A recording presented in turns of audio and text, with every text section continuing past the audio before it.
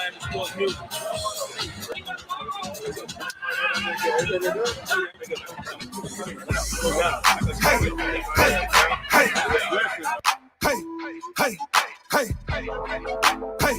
Hey.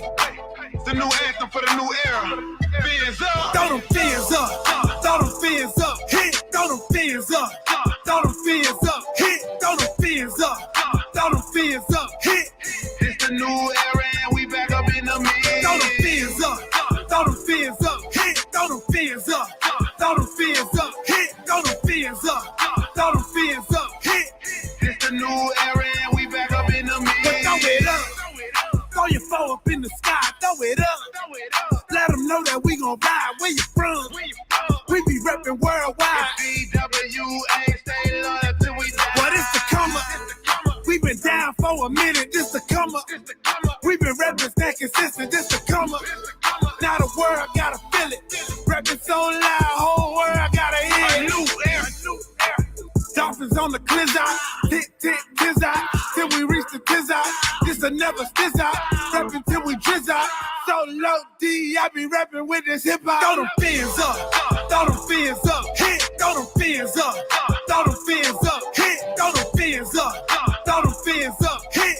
It's the new era and we back up in the mix. Throw them fins up, throw them fins up, hit, throw them fins up, throw them fins up, hit, throw them fins up, throw them fins up, hit. It's the new era and we back up in the mix. It's the new era and we back up in the mix. Ain't no more relying on fits. It's time for Tua to get us lit. That's why we got Waddle at 6 and Jalen Phillips is a brick at 36. We got Javon Hollins, Madden hit stick. Eichenberg protecting hips. 2 whole years and he ain't slipped. Run along, he got that gritter, triple threat, he so legit. Garner Coleman, Jared Dokes, the 7th round was such a gift. That's why we toast, that's why we sip, that's why we reppin' MSM. Miami sports music, don't confuse it, don't abuse it. Unless you want a new contusion, real talk, ain't no illusion. Solo D started a movement, MSM the institution. TD Fins the contribution, yeah, we started a new unit. Throw them fins up, throw them fins up, hit, throw them fins up, throw them fins up, hit, throw them fins up, throw them fins up, hit. It's the new era and we back up in the mix. Throw them fins up, throw them fins up, hit, throw them fins up, throw them fins up, hit, throw them fins up, throw them fins up, hit. It's the new era and we back up in the mix. MIAMIDOLPHINs. When do I begin? I've been rapping since a kid. If you rapping, then we can. TWA, if you reppin', then we can. Welcome to Percival. We asking what would Shula do? He would take the narrative and spin it like a hula hoop. He say let it Coach Flow. Coach Flow gon' do his thing and he gon' bring it to it in and to it. Come and change the game. Watch the squad ball out. Got the fans all excited. Coolers out. Grills on. Got the tailgate ignited. It's the Aqua Horse Society. They know we stay united. DWA. We be down and start a riot. Throw them fins up. Throw them fins up. Hit. Throw them fins up. It's the new era and we back up in the mix. Who that? So low deep. Try to tell. You feel me? But that's how we put it down. We put it down every time. When it's time to show up for the fans, we out here. You dig? They know it's coming. Yeah. We out here with it, man. Let's go. DWA, man.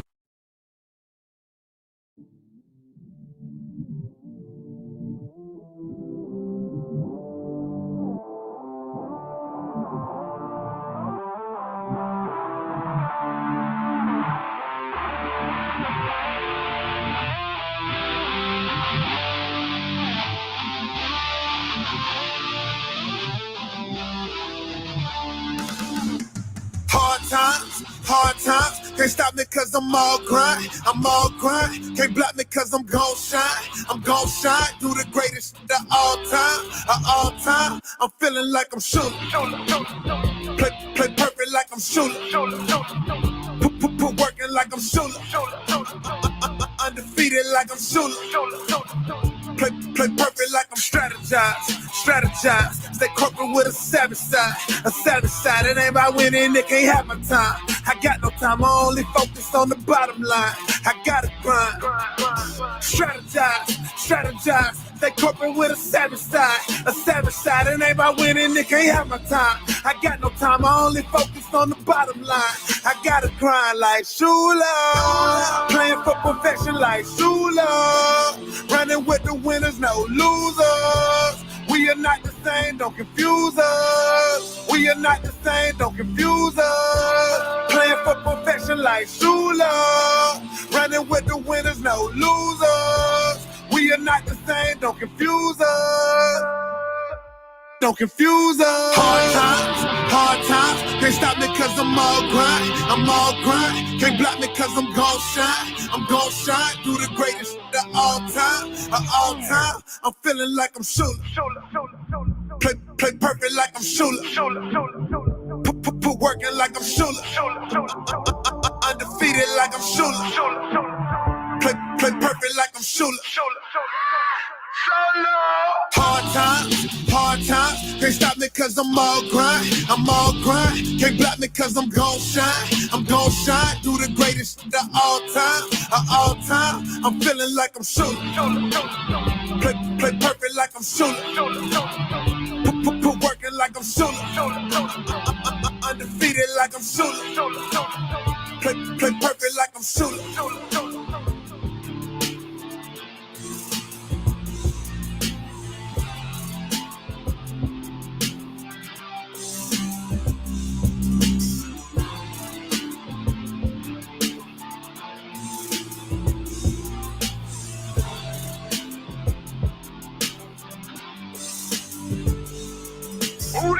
So low, so low, so low. So low, so low, so low.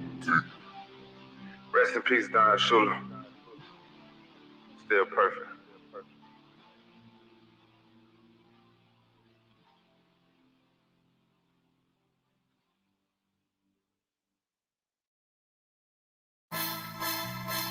Hey, what's up? Y'all know who it is, man.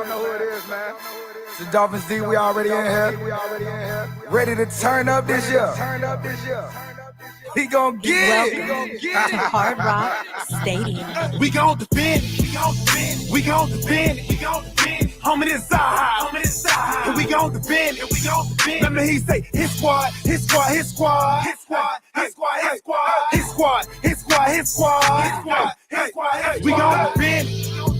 We gon' defend. Homie, this side. And we gon' defend. Let me hear you say, his squad. I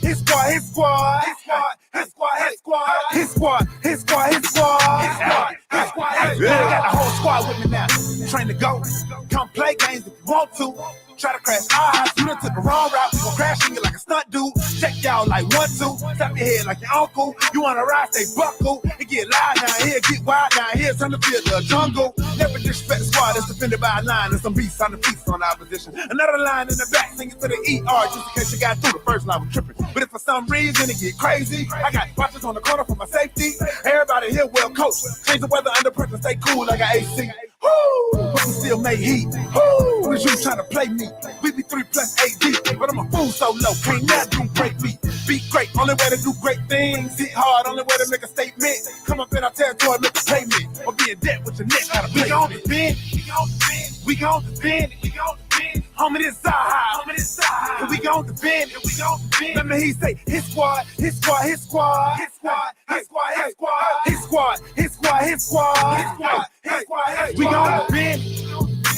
gon' defend.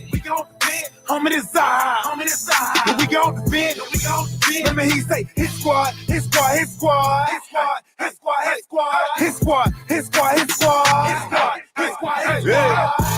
I hit them boys.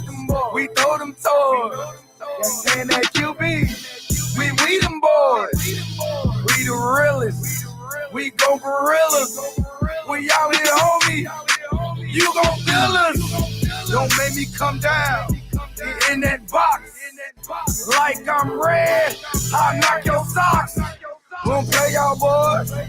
Cause we some bullies. We'll take your cookies. Cause y'all some rookies. I'm in the building. Me and Shot Jones. We do lane.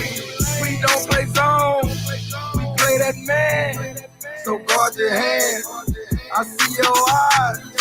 was scared, We gon' man. defend it. We gon' defend it. Homie, this side. And we gon' defend it. Let me hear you say, his squad. We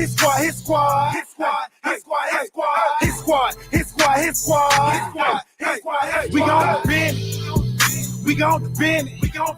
Homie, this side. And we gon' defend it. Let me hear you say, his squad.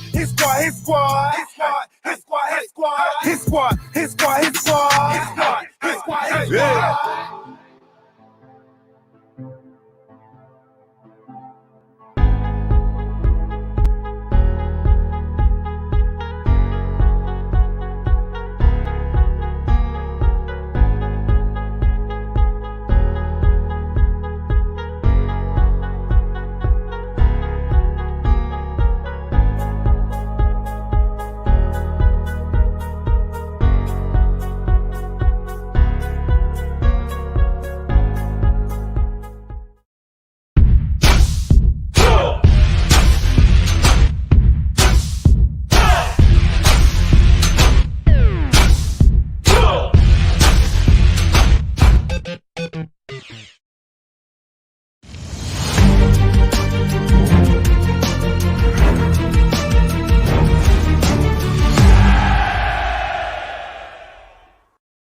Hey guys, I'm Danny Johnson, CEO at TPP, the Positive Porpoise. I'm Jason Miller from Fins Up SoCal Fan Club. I'm Scott Howell from Atlanta Dolphin Club. Mark Angelo, NorCal Dolphin Club. You're listening to Clock Blockers, Miami fans' #1 morning show.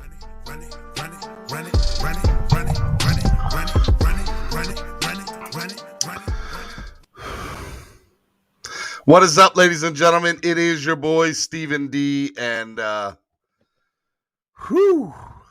what's going on? How are y'all doing this morning? Before we get into it, let's just go ahead and get all the other stuff out the way. Thank you for coming on and hanging out at the #1 Miami fan morning show. I'm talking about Clock Blockers right here on Miami Sports Music Podcast Network. I want to say good morning to my Fins family, my Fin-laws.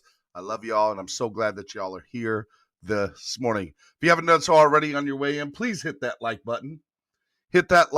Subscribe to the channel. Let us know that you're here. We love that you're here hanging out with us, and we want y'all to, make sure that you share and let everybody know that, hey, not today is a great day. It's not Victory Monday. It's Therapy Monday, but people have a place to vent today, and we're going to be able to do that on my platform. We're going to get to all that in a little bit. Also, I want to remind everybody, too, if you want to sign up and become a member of the channel, there's definitely a couple of different ways you guys can go do that. But sign up, become a member today. Your seat is waiting for you. If you want to donate to the channel and help the channel grow, there's 3 different ways you can do that. You can use the YouTube Live Super Chat, which is the $sign down at the bottom of the chat.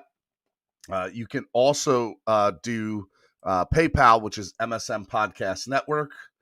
And you can also do Cash App, which is also $sign MSM Podcast Network. I do want to thank everybody that's been here so far this morning and also donated to the channel. Your donation goes a long way. It goes right back into the channel. There's a lot of different things we want to do. And y'all are definitely the best fans in the world. So thank you all. I want to give a big shout out to our sponsor of the show, Tailgreeter. Let me tell y'all something. I'm going to need y'all's help later on this week because I got some amazing, huge news that I can't share with you today. And I don't know if I'll be able to tomorrow. But this week, I got a text last night about something absolutely amazing for Miami sports music with Tailgreeter. And I'm going to need y'all's help with it.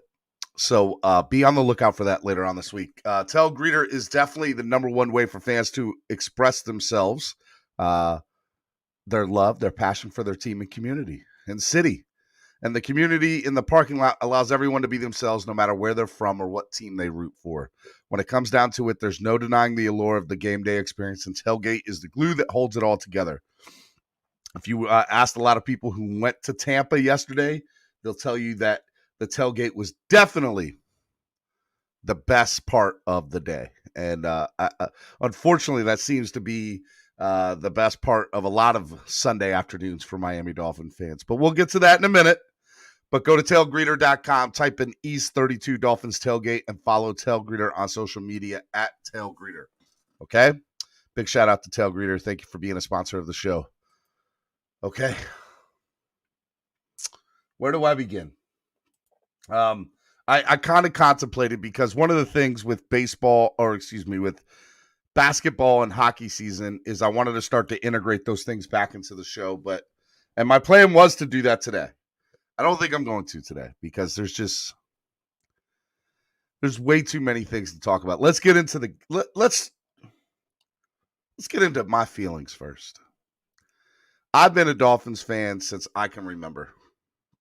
I love this team. There is no greater football team on earth than this football team. I'm hurt, man. I'm hurt. There's no other way to put it. I can say I'm mad. I can say that I'm angry, and some of all of that might be true. But I think the real feeling that I have deep down inside is I'm just hurt. I'm hurt, and I'm sick of the mediocrity, and I'm sick of the losing. And I guess I'm kind of sick of being lied to, you know? I was told by this regime that this was it. This was the year. We were gonna make a difference this year. And I believed it. I believed in the hype. I was on board with the hype, and I was on board.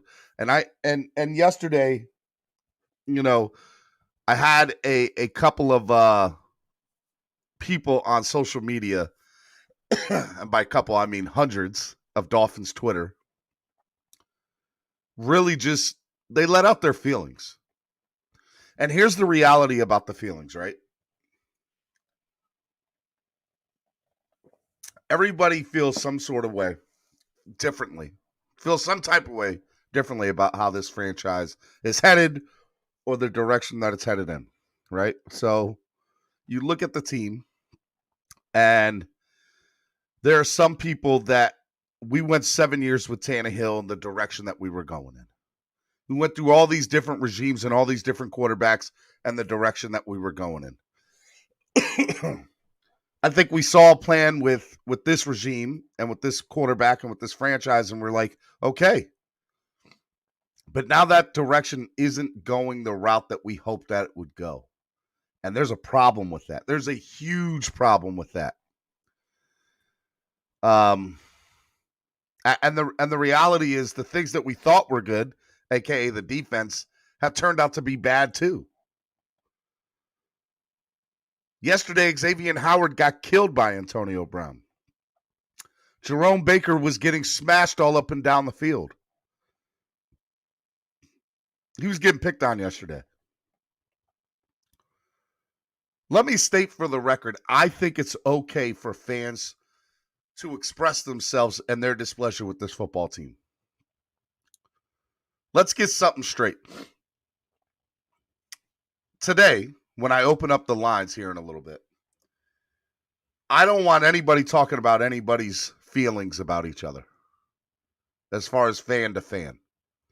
Because every fan is going to take this differently, and every fan is taking this differently. And every fan, I think, is taking it in the gut. So there ain't going to be no fighting between fans on here today. That ain't going to happen. Not on my channel.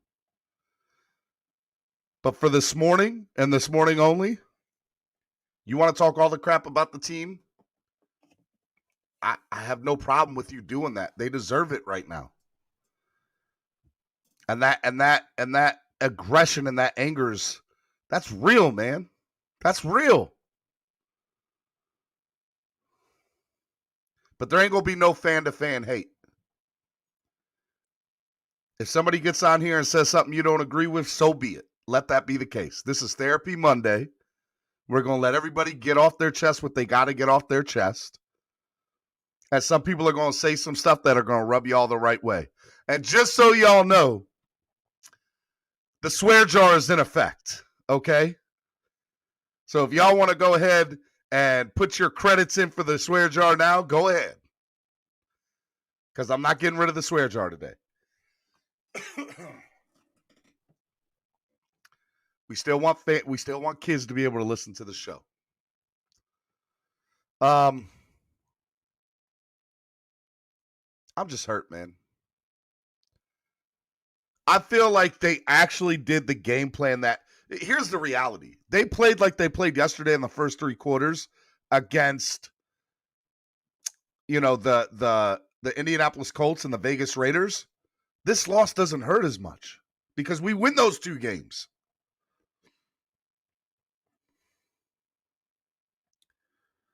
We win those 2 games. I love y'all. Here's the reality. I love y'all, and I can only imagine. I know how I feel, and I think I'm the biggest fan in the world. And I think every single person that is watching right now probably also feels that they're the biggest fan in the world. Please hit that like button and please share. Let everybody know that we're here. We want to have an amazing show today. And by amazing show, I just want fans to be able to come up here and feel like they have a platform to come up here. So let's use the hashtag Dolphin Chat all day today. Let's have no fan-to-fan hate. Swear jars in effect. But if you want to talk about the team and your feelings toward the team, I have no problem with you doing that. But what we're not going to do is blast somebody's other fans' feelings today. That's what we're not going to do. Okay? You want to blame anybody that works for the team? By all means, go ahead. Okay? All right, here we go. I think we're ready. We're as ready as we're going to be. There ain't no other way to put it. So I'm opening up the lines. There's the lines. Come on. I might be taking y'all some in and off the channel today. Don't feel bad if I boot you out. I just want everybody to have the opportunity to express themselves this morning. I'm the number 1 Miami fan. Make sure you hit that like button if you haven't done so already. Hit that like button. There's 70 of y'all watching. Only 20 of y'all hit that like button. You don't have to hit the like button for the Dolphins, but hit the like button for me. Let's go.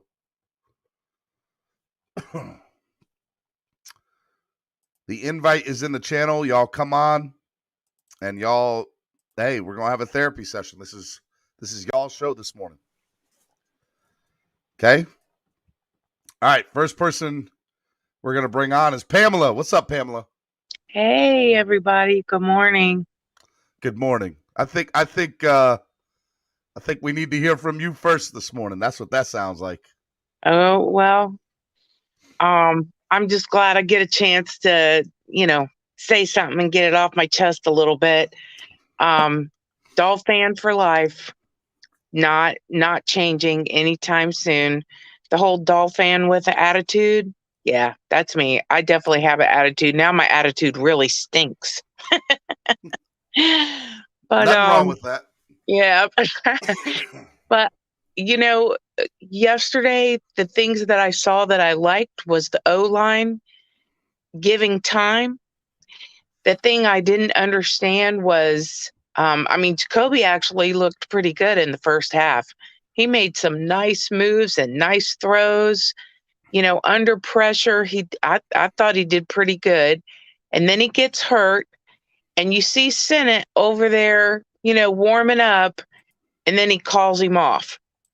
Who was making that call? Was that the coach or was that Brissett? Brissett came back in. There was no doubt about that. After a while, you could tell he was hurting, and he probably didn't need to be in there. But the thing that bothered me the most, and this is only one play, but it is an example. When we got the first down, but they shorted us, and even the biased, oh my gosh, I can't stand Tony FOMO. Even the camera re-showed that we got the first down. Where was Flo? What was he doing? Why didn't he throw the red flag? Really, what was he doing over there? He wasn't chatting at the refs for bad calls. He wasn't paying attention. I just don't know what he was doing. What is that man doing on the sidelines? I I, am as I read a tweet this morning, Pamela, that pretty much said, year 1, year 2, Flo, coach of the year. Yep. Year 3, Flo's a horrible coach. He's And there's not even there. There's some truth in that, right? Like I get the fan base saying, well, how can we say this coach was great for 2 years and then say he's horrible the third? Well, I think the reality is in the third year, we're actually seeing some of the things that were glossed over the first couple of years. And those inefficiencies and defects are showing their true character this year of this team. See, I don't agree with that, only because that is not the same man on the sidelines. You The think man it's a on totally the different person? sideline, yes, I do, and I don't know why. I had this weird conspiracy theory, and it's just me being super paranoid. But what do y'all think about the thought that he wants to be so right about Tua that he's just laying it down until Tua gets back? I mean, there's some people that actually believe that. I don't think I do in any way, shape, Well, or form. it sounds but crazy, but I get why you think that, and I get why fans think that. well, I don't necessarily think that. It was just something that came in my head, and I thought, oh my gosh, that's nuts. But I feel a little paranoid about this team and what's going on. Why isn't he on these refs for the ridiculous pass interference call or the no call and the roughing the passer? Are you kidding me? Good Lord, that was a horrible call. Didn't change the game this time. Those calls weren't the reason we lost the game. But here's a reality. Here's a reality, Pamela. Mm-hmm. The score was 24-17 after the third quarter. I know. We were down. We were in it with one of the best teams in the league. Yep. Till that third quarter, and then in the fourth quarter, we gave up 21 points. Yeah. So the score, 45-17, which looks like a blowout, and the reality was it was in the fourth quarter. But that game was a lot closer than it was. It was. Than people give it credit for. But our defense was X got burned all day long. And every time they showed AB out there doing whatever weird thing he was doing, I just wanted to vomit. And every time they showed Pansy up close and personal with his face, I wanted to just slap his face so bad. He's such a condescending little you-know-what. Oh, my gosh. All right, let me bring in somebody else here. Let me bring in EPS. What's up, EPS? Good morning, Pam. How you doing? Good morning, Good morning. Hey. I love the opinions. I'm a little worse off than you, Pam. I'm thinking, honestly, there's not one person on this team aside from Jason Sanders and the Water Boy, because he does keep people hydrated. Aside from them two, there's not one person I couldn't live without. Xavier Howard's been getting cooked all year. Henry Ruggs. He's not what I want to be paid what I'm worth. Well, you ain't worth much, bro. Not now. Jerome Baker, we might have went a little bit too far on that because he ain't worth nothing. He missed his tackles like I've just never seen. It's unbelievable. And the coaching, like you said, Brian Flores is a complete different man. And on the note that you said, Pamela, I heard Brian Flores wanted Herbert. So I don't know if he so much wants to succeed as much as you think he does. I heard he wanted Herbert over Tua. But I could be wrong. But like I said, there's not one person on this team that I couldn't live without aside from maybe Jason Sanders. 3 years of our lives have just felt like they've been wasted in a rebuild that has been completely unsuccessful. We have no chance of making the playoffs. I don't believe we go to London and even come close to beating the Jags. Trevor Lawrence probably puts on a clinic. This team is demoralized, coaching, offensively, defensively. There's no way Tua is going to come out and win 10 straight. I'm sorry. I just don't believe that. Right. And this team is just regressed in this rebuild. How do you it's almost like we just got to throw everything out and then start rebuilding again from the ground up. Coaches, Everybody. Yeah. I just can't name anybody that can say, hey, that guy went out there and did his job. Besides for What do Jason you think Sanders. about Gaskins? I mean, because I feel Well, like if our whole team played like him, yeah, Gaskins is what he is. He is a above average running back. He's not an elite running back, right. but he's good. He's good. And if he had people around him that wanted to be good, then maybe he could be great. I mean, I just a couple of those touchdowns I think was just the Bucks just all out blitzing us because they just didn't care. Right. You know what I mean? And Miles Gaskins was wide open and Jacoby hit him, which was great. I mean, Miles Gaskins had 2 touchdowns. I think Jacoby threw for 250, but regardless, I mean, we just look so everything just looks so terrible. I don't last year Flo was on the field yelling. He was yelling at people. He was cursing. He was like, what the heck's going on to the refs? This year he just has his hand on his chin with his glasses and he's not saying anything. Nothing. So I don't know what's going on with this coaching staff. I don't know if Stephen Ross and him have some kind of thing where they're not happy, or Chris Greer. I just don't know what is going on, but 3 years of our lives feel like they've just been thrown down the drain, and it's hard to. It's 3 years. Let's say the last 30. Well, Last 30. Well, I agree on that, but I'm just saying the past. But we 3 were years on the train. We were on the train for this supposed big rebuild. Yes. And we've just wasted so much draft capital. We've wasted so much for nothing. Xavier Howard, I thought the guy was really, really, really elite good, but I'm starting to think he might not be. Henry Ruggs smoked him. I mean, there's another couple guys that I saw him get torched by, but Antonio Brown would be going to the Hall of Fame if he didn't have all his off the field issues and he played more games. I would think he's one of the best receivers ever. With that being said, Xavier, you said, pay me what I'm worth. I'm one of the best cornerbacks ever. You didn't prove that because Antonio Brown cooked you, man. He fried you, bro. Yep. Over and over. So let me ask you this, because I feel like I have enough football knowledge that I wasn't suckered into thinking this team was supposed to be good and it's not. I think we have what we need, but whether it's coaching or whatever it is not being used properly. I don't think that I was, not educated enough in football to not see it. What do you think? What do you? You're totally right, Pam. You're totally right. Our defense has not changed that much. I don't understand. We have not lost players besides for maybe Van Noy, who was mostly hurt last year anyways. And I mean, I don't see how this defense has regressed like this badly. I mean, and the energy coming from the team is just not there.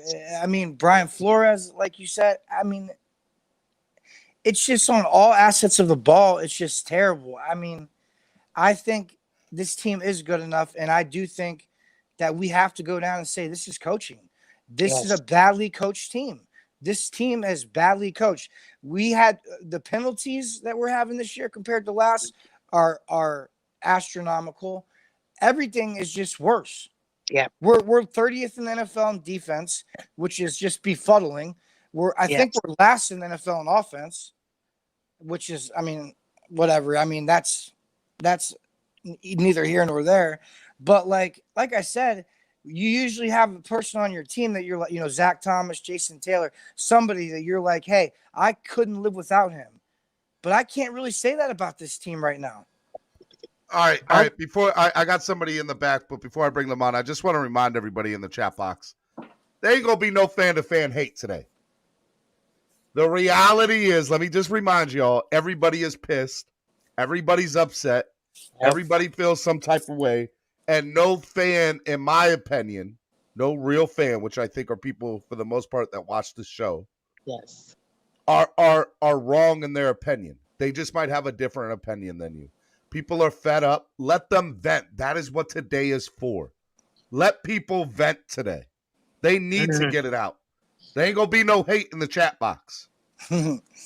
Ain't gonna be no name calling in the chat box. Y'all want to name call players? Y'all want to talk about players and front offices and team? I have no problem with that. That's what today is for. We're gonna let that be today. I think people need to get it off their chests. Swear jars in full effect, as Seth Jew says. and then the other thing is we're gonna love each other. We're gonna be here for each other today. We're a family. PHAMILY. We are a family. We're Finlaws, and we're going to just allow people to vent today. That's what we're going to do on the show. Let me bring on the next person in the chat, Vince for Life. What's up, Vince for Life? Good morning, Stephen. Good morning. How are you? Good morning, Pamela. Good morning. Good morning. Oh, man, I'm hurting. It feels like a hangover, doesn't it? Oh, man. I got so much to say, but oh, Lord Jesus. Let it out. Let it out, man. Just let it out. Yo, the offense came out yesterday. That was a good move, right? Yep. But taking Jackson, putting him the guard, I mean, that really summed up. That helped a lot. You know, the offense came out there and did their thing, and the defense. I'm finally glad that Xavier Howard just kept getting cooked over and over, and finally some people putting it out there. You know what I'm saying? Like, he's been getting done all year. Mm-hmm. But not to say he can't do it. Obviously, he can do it. He's did it his whole career. He can be an all pro. So I think Coach Flo is just to the point where he can't make no big decisions. Like, he didn't want to pay that man. He sat there and told y'all, I don't want to pay this man. This is the second year of a 5-year deal. And you know, as soon as he gets another bag of money. This is the second year of a 5-year deal. Sorry. And you know, as soon as he gets Sorry. I turned that off. Go ahead. I'm just frustrated all across the board. I'm not saying he's doing a great job coaching, but I just think every big decision's been taken out of his hands. And he's just sitting over there and he looks like he's had enough. Like, what else can I do? The defense looked terrible. The defense, finally, like Miss Pamela said, the offense went out there and gave the defense a chance, and the defense just laid an egg. Mm-hmm. It just. I think there's no question that if we don't trade for Watson before the trade deadline, that this whole team, that Watson won't even want to come here by the end of the season. Do you think that this season, and I don't feel one way or another, I totally get if you say if it is. Do you feel like this season is done, sitting at 1-4? Absolutely. I'm wearing a Dolphins jersey today when I go out. I'm repping Fins for life. I was born into this. You know what I mean? My father was a Dolphins fan. My granddaddy was a Dolphins fan. I'll be a Dolphins fan for the rest of my life. I'll root for this team every Sunday. But is this season over? There's no way we're going to the playoffs. And even if we did, even if Tua did go on a 10-win streak, there's no way we're beating any of these teams in the playoffs. We have no – I mean, the way this team's being coached and played right now – even going to the playoffs is just – only thing that we would do is just maybe hold Philly back from getting a top 10 pick. I'm not mad at your answer. I feel you. Fins for life, Pamela, I got you on mute. Let me take you off mute. Do you feel that way? Dogs out. Oh, I feel like By the way, hold on real quick. By the way, everybody, I'm putting in the chat the link for you to come on, vent. It's Therapy Monday here on Clock Blockers. I want you to have an opportunity to say what's on your mind about this team, good or bad. All right? Go ahead, Pamela. Sorry. That's all right. I just feel like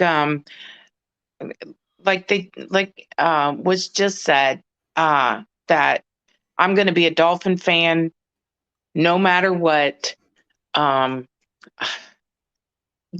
is a big mystery here, that something we are all missing, and I don't know what it is, and it has to do from the coach up. I don't know what's going on, but it's affecting from the coach down. And I could tell you, so what I will revel in for the rest of the season is Finn's family. I'm going to the big fan weekend, November 7th. Yep. With NorCal's group, and shout out to the Godfather. And Godfather, just so you know, if people feel like the season's over, it doesn't mean that they're not a diehard fan. I'm telling you, people are hurt today. People are I just don't feel like our today. 100%. 100%. I don't feel like our season is over. I don't feel like it's over. I think the train can be righted, but I need to see Coach out there showing half as much passion as I show on my couch. I'm just saying.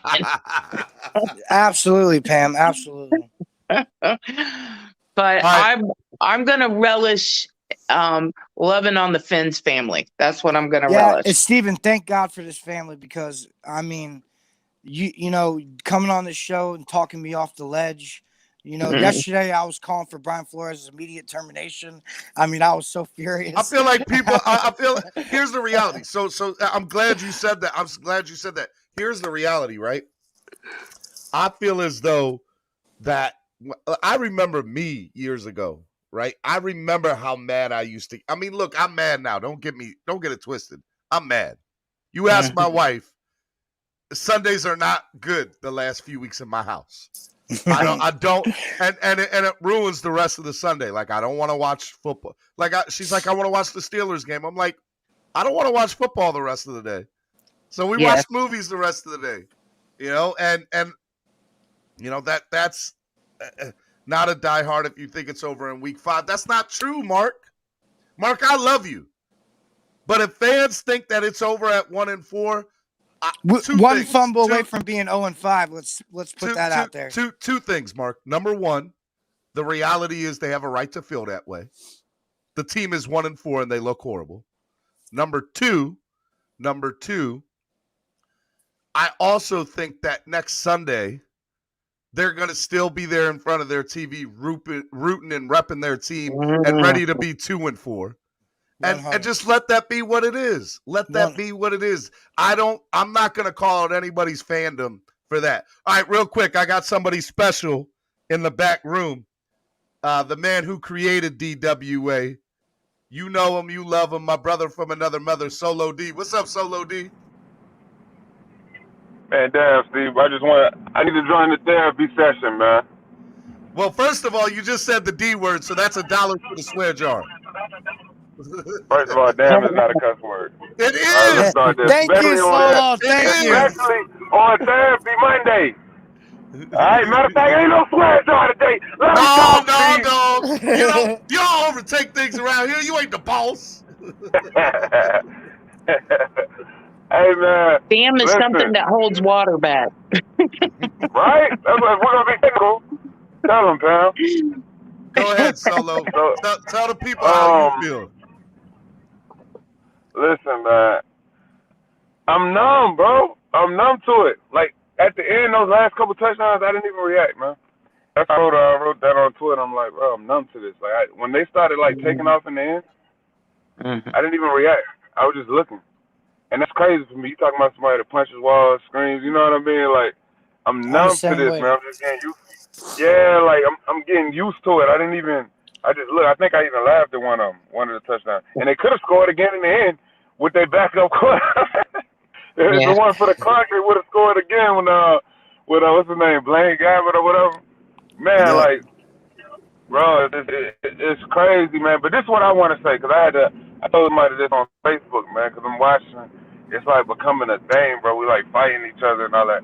Man, listen, the Miami Dolphins have not been for a long time a bandwagon team. This is not the team. Like, bandwagon teams are like winning teams, you know what I mean? Where you got some fake. Now, maybe you got a couple people that came around for Tua, you know what I mean, stuff like that. But for the most part, bro, anybody that's paying any attention to the Dolphins is probably a diehard Dolphins fan, you know what I'm saying? So it's like, bro, like, everybody's going to be frustrated, you know what I mean? And it's like, I think it's become a thing, man, to like, when somebody gets mad and says something bad about the team, people attack them. Oh, you're not supposed to say nothing. Like, bro, what we supposed to be in? No, bro. Like, we're supposed to just act like this isn't happening. You know what I mean? Like, bro, you gotta let people vent, man. Like especially who's okay with mediocrity? Who's okay with like just constantly losing? You know what I mean? Like as a person, your team. You know what I mean? So it's like, of course you're gonna be upset, man. So I think we have to lighten up on each other, man. Now I understand like some of these people that's go out their way to like bash something like that. You can kind of be rooting for Tua to do bad, so you can look right on social media. Those type of people, yeah, call them out all day. But man, people that are just frustrated, bro, because you know what I mean, like sitting back just watching and like analyzing this continuous rebuild. Y'all was talking about rebuilding again right now. I just heard it, man. Like we're 3 years away. So this is my solution. I like to have solutions. I don't like talking about problems. Solo, by the way, stands for solution of a life's obstacles. In case anybody knew that. So the solution is this, right? But we just gotta appreciate games, bro. Like we gotta get back to stop looking all the way to the playoffs and the Super Bowl, man. Like, bro, like we gotta go back to just enjoying the games. You only get one game a week, man. 16, 17 a year now. You know what I mean? Like, bro, we're so engaged and like trying to make decisions for the front office and the coach and the players and all that, man. Like people don't even appreciate wins. You know what I mean? Like, no, we didn't win good enough, man. We ain't going nowhere. Like, man, bro, we gotta go.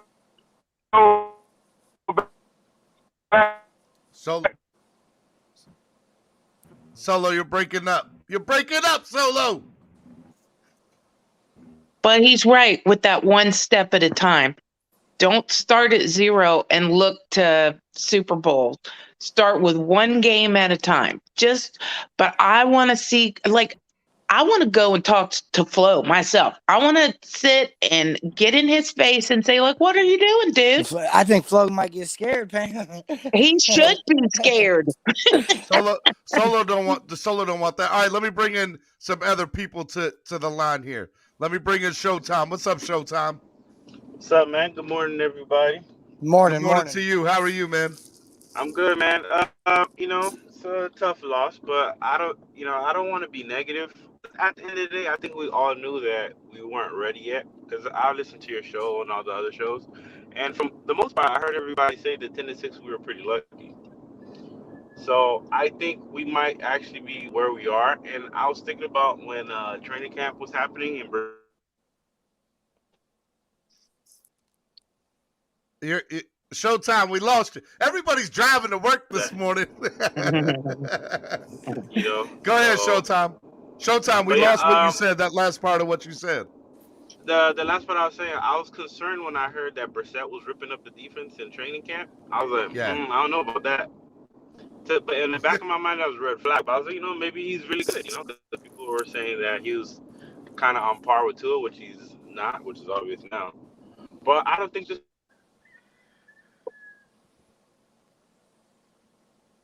All right, Showtime.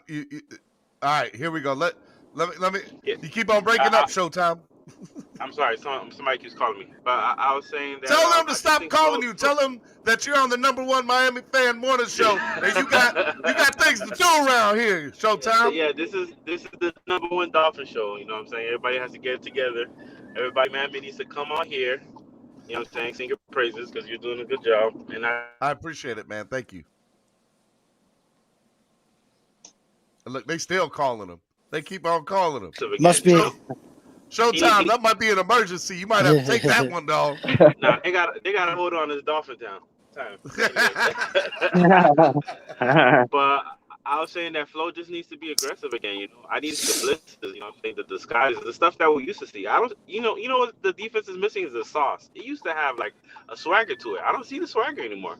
It just looks like, okay, I'm waiting to get paid. I got paid already. That's what it looks like. Yes. And I'm just like, man, that's so sad. Yeah. Like Baker, he got you paid. You should be laying your body on the line. Xavier, he got Greer to fix your contract. But like you're just getting killed. He got killed by you. He got Antonio Brown looked like he was an all-pro wide receiver. It looked amazing yesterday. He is, in all fairness. He looked like he made it look like it was 2017 again. Yeah. That facts. I thought I was back at the Steelers Dolphins playoff game, and I was like, "Whoa!" I'm just saying. I'm just putting it out there. Antonio Brown ain't no chump. No, he ain't. But he's not. But neither is Xavier. Exactly. You can't hold he can't hold the team hostage saying I'm the best and getting burnt like that. That's just my issue. If he Yeah, was just exactly. quiet Yeah, and did yeah, his yeah. job, I would have to say. But you're That holding the whole organization saying, "Listen, I'm Thanos of the cornerbacks. Nothing shall get past me." Now I got a problem. In my opinion, I think they should trade him at and get a center and have a long talk with Byron saying, "Listen, man, we like you, but you don't need to restructure that deal because you're looking lost.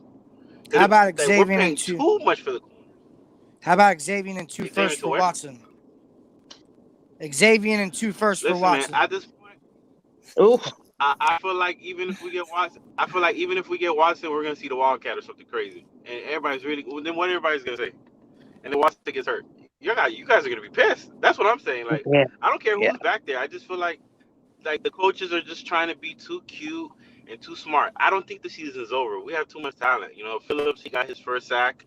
He beat Wirfs on that sack. You know what I'm saying? We have the talent. It's just it looks like the players and the coaches have two different plans. And at the end of Yes. the day, until they fix That that, much I'll give you. It I does don't look know like what's there's gonna way happen. two different plans there. All right, let me bring on Russell. Russell, what's up, Russell? Hey, Morning, Russell. Steven. How's Morning, everybody doing Russ. this morning? Morning, How Russ. are How you you? doing, man? Oh, just another day as a Always Dolphin love Russell's fan. opinions. Just have to say. Well, I'm gonna make it short because I've got to get moving for work myself. But with all of this evidence pointing to the direction that Flo has lost this locker room, I really think it's time to move on from him. You always try to give a coach an opportunity to get that locker room back, but that is a lot easier said than done. And regardless of Greer's mistakes, regardless of, you know, what players were chosen, the fact of the matter is those players aren't playing for Flo right now. We should not have lost that game 45-17. We just shouldn't have. That defense is not that bad. Xavier Howard had a very bad game. And our whole secondary had a bad. Like, we were putting pressure on Brady. We were almost getting there. I mean, Wilkins had a lot of pressures. I seen Phillips getting in there. It's not that we weren't in his face, and that's usually all you have to do to Tom to disrupt his game is put pressure on him. You don't always have to hit him. And the fact of the matter is that wasn't working because number one, Tom, as much as I hate to say it, he's the GOAT. He is that damn good. And our defense wasn't prepared. Our team wasn't prepared. Our offense looked a little better, but it's still not where it needs to be. And Jacoby's still missing wide open wide receivers. There's just too many things wrong for it to be fixed this season. Everybody, including Ross, needs to take a hard look in the mirror and be like, look, this season's pretty much done. Whether Tua comes back or not, because Tua can't save this season with this team. And it's nothing against Tua. We're just that bad. And it all starts with coaching. And I think it's time for Flores to be fired. I really do. I think he has lost his locker room. Fired. Oh, I was like, time for him to be fired. Because I mean, if the players ain't gonna play for him, then why have him? Why have him? Let me reiterate on that. Did you see that play where Leonard Fournette came right at Xavier Howard and he moved out of the way instead of trying to tackle him, like he didn't want to take the hit? I don't know if anybody else saw that. But Listen, I don't know if anybody else saw that, but what he you're was saying the is only right. person. Omar Kelly said a while back. He said that Xavier is not going to be killing himself for this team, and he said that. I don't know. I don't remember which interview that he had with Big O. He was saying, he might just step out the way and let the offensive player go by if he's not getting his money. And now he's not getting his money That's because what the he team did. is not doing well. That's what he did. He was the only person that could have tackled Leonard Fournette, and he moved out of the way. I was like, what? But the thing is, he got his money. No, he well, didn't. he didn't because all that is incentive based, and Exactly. he has to work for that extra money. But the problem is, teams playing so bad that it's giving him less opportunities to secure those incentives. But he's played bad all year, bro. He's not Like, being like put in his best position to succeed, just like a lot of these players are not being put in their best position to succeed. But Regardless of he's a how bad he's been playing, he has not been. It's scheming, it's lack of confidence. And the coach Flo has ruined this team. That's really what it comes down to. He's ruined well, the them morale are of the the Super team. Bowl They can't champs we just got beat by. I mean, I know everybody's feeling bad and in their feelings, but them are the 45 to Super Bowl 17. champions. I guessed the score at You know, 34-17. all I right. would have been okay with that. Let 45 to 17. me say something real quick, Russ. So let me say something to your comment, Vince for Life. So I don't. You're not factually wrong with that statement. We did lose to the defending Super Bowl champions. I get that. Here's a reality. I tell my wife all the time, and a lot of you might not agree with me, but that's okay. This is just how I feel. I would rather get blown out from start to finish in a game than either A, lose the way that we did yesterday, or B, lose a close game. Because the reality is, at the end of the third quarter, we were 7 points away from being in this. We were still in this game. We had a shot against the defending Super Bowl champs. Because I feel like if you're close in a game, you have an opportunity to win a game. It means that you're close. And the reality is on that is that I've said this before, good teams find a way to win. Well, we consistently lose close games. But when we get blown out, and I'm not talking about blown out yesterday, because yesterday I don't consider a blowout. I consider we gave up in the fourth quarter, or something happened in the fourth quarter that allowed that game to be 45-17. But that was a close game yesterday. And the reality is, when we get blown out, I know that we weren't good enough. But we are good enough. We just can't seem to find a way to put it all together. So the reality is, I would rather get blown out, because at least I know that team is better than us. And I'm talking about blown out from start to finish, rather than lose a close game or the way that we did yesterday. Because when we lose a close game or the way, it just hurts more. It hurts more. First because half, the team looked I know that we're good. I know that we're good. Well, I don't think that firing Flores just at this point is the thing to do. I want to know what's going on with him. I'm not sure that he lost the locker room. I'm thinking the locker room lost him. Look, like, that is not the same fiery coach on the sidelines. He took people you didn't even know their name and had them winning games on our so-called tank year. And I mean, where is that guy? If he can take those guys and win, you know he can take the talent we have and win. So what happened to his fire? Something stinks. This is what. Well, Fitzmagic's on IR. Yeah, I think a lot of it has to do with the fact that we don't have a veteran presence at quarterback. We don't have a lot of veteran presence on the offensive line, and it's causing the offense to struggle because of that. And it's because certain players weren't put in place to help other players develop and move forward. That's the problem. A good part of the problem is they're not mixing vets with rookies. That offensive line is pretty much all second year or rookie players minus the center. And the center is not a top tier center, even though he has veteran experience. He's not a leader. He doesn't have leadership qualities. They did the job yesterday. They did the They job. did. They Yes, played. ma'am. That was the best goal line played all year. And by the way, left tackle.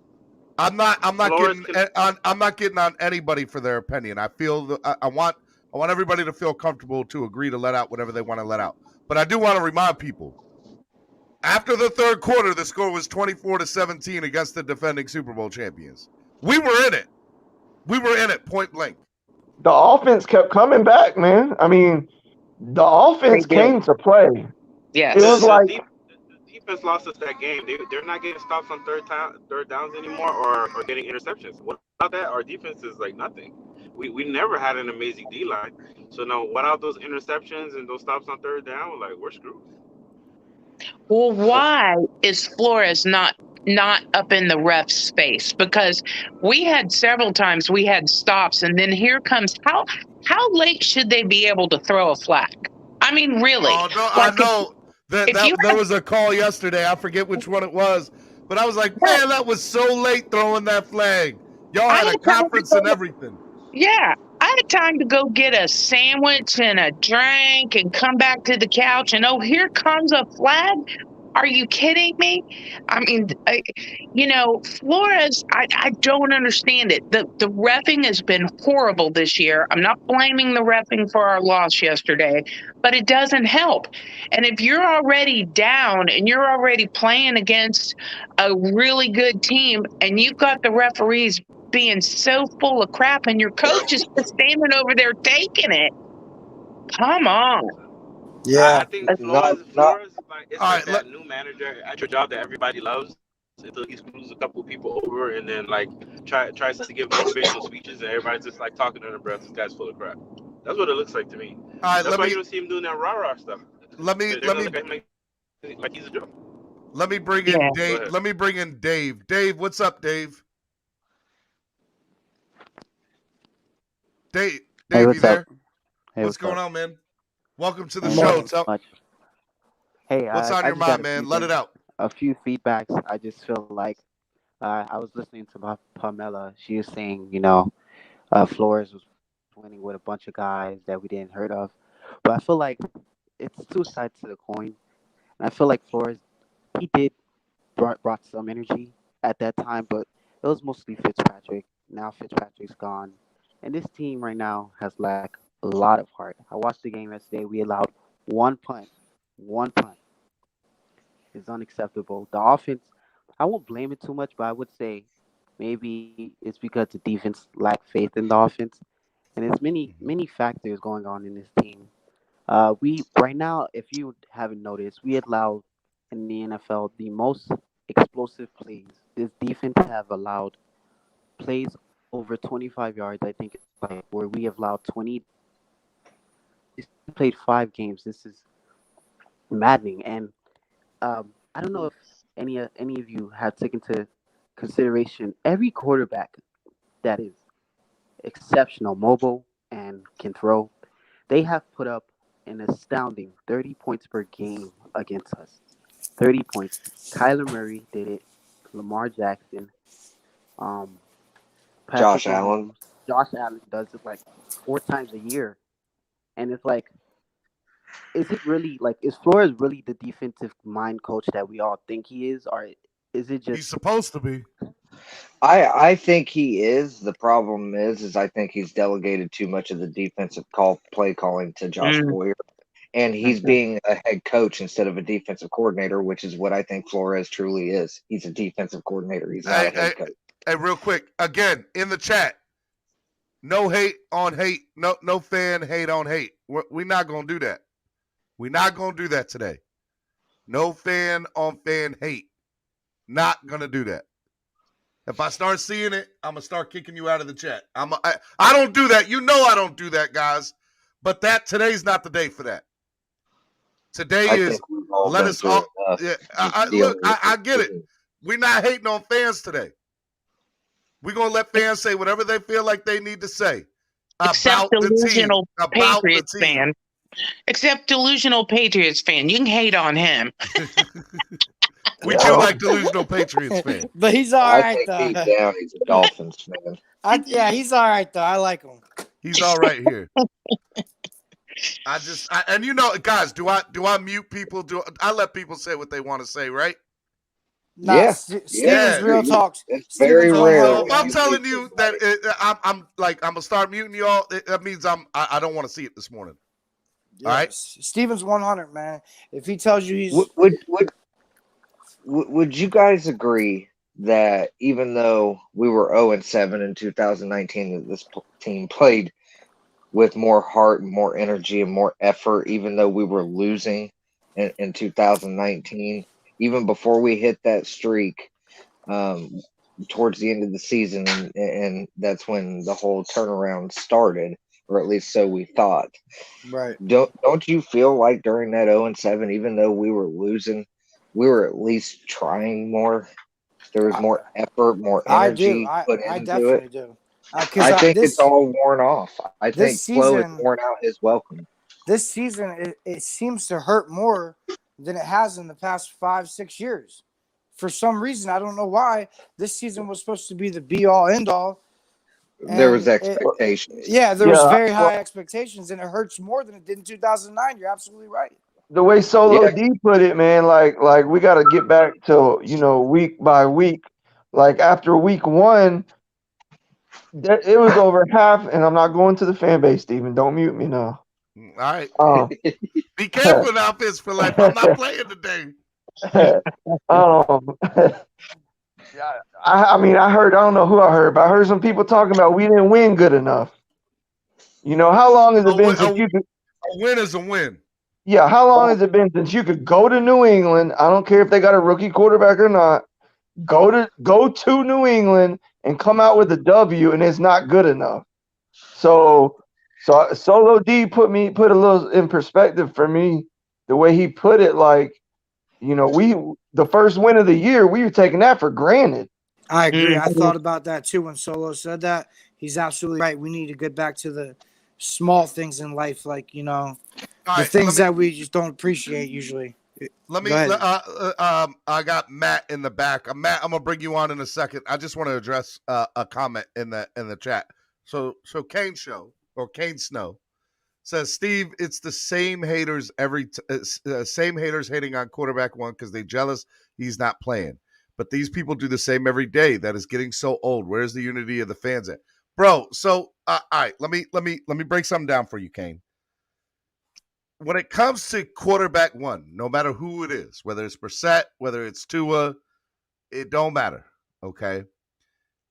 People, this is how I believe. Now, I'm gonna speak on behalf of people that probably don't want me to speak on behalf of them, some of the fan base, but I truly feel this is the pulse of the fan base. And my opinion about the pulse of the fan base, Kane, is I'll be real. I don't think we know what a good quarterback looks like.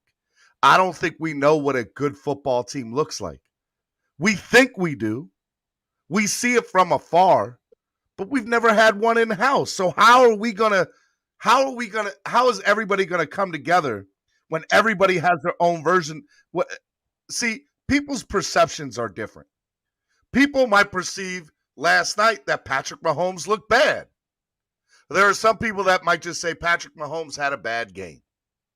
There are some people that might say, well, it looks like, I mean, and by the way, I'm quoting what I read off Twitter last night. I'm just telling you right now, when it comes down to it, perception is different and everybody has their own perception of things. So you have to look at it like this, Kane. They're not, I don't believe that they're hating. There is some haters out there. I'm not going to say that there's not. But I also believe that sometimes hating can look very similar to what people are just, they're upset, man. They're upset. They don't know what to do. We feel like we've tried everything. And that's just the real about it, Kane. That's just, I'm being real with you. All right, let me bring in Matt and let me bring in Ennis. Matt, you go first, bro. Matt, take yourself off mute. Matt, you're on mute, my guy. All right, we'll go with Ennis. Ennis, take yourself off mute. Good morning, everybody. Good morning, man. How are you? Good morning, Ennis. Good morning. Yeah, I ain't gonna like my take because I'm on I see why they didn't want to pay X, and Baker, I don't see why he got his money. But we one of the youngest teams in the league, and when you got inexperienced coaching staff with young players with no vets, this is what we got. Like, you know what I'm saying? Like, we overachieved last year. I agree with ball game and reason, like they would say, is we overachieved last year. So with us winning 10 games, we was like, okay, we got something to root for. And everybody was hyped this year. I was, you know what I'm saying? I fell for the Kool-Aid because I'm tired of losing. But we have to look at the reality. We have a young team. Our coaching is young and experienced on offensive side. The defensive side, I don't know what's going on with Boyer and Flo.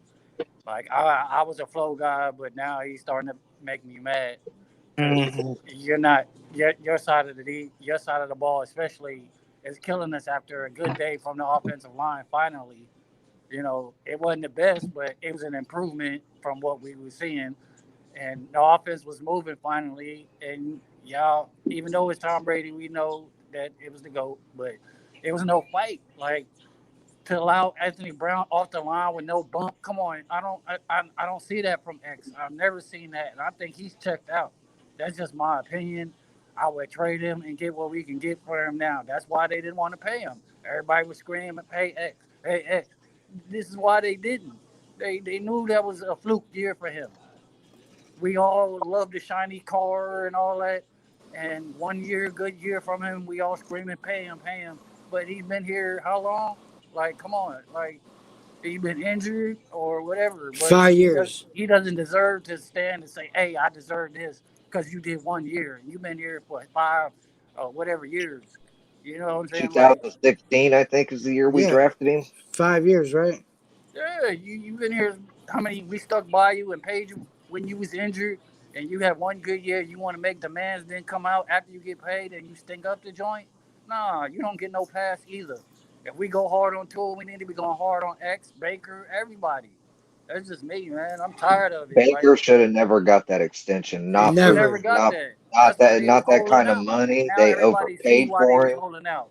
That was Really. Darius Leonard money. That was ridiculous. And Jerome Baker, it's as simple with Baker. He is not a middle linebacker. He is an outside linebacker that can be used in pass rush situations. He should not be in coverage, and he should not be trying to be a run stopper either. He is a blitzing linebacker. That's pretty much his niche. That's it. That was one of his better plays, is when he blitzed up the middle and he got through it and got to Tom Brady. He got a sack. And that was because you got to put him there. Goes back to what I was saying.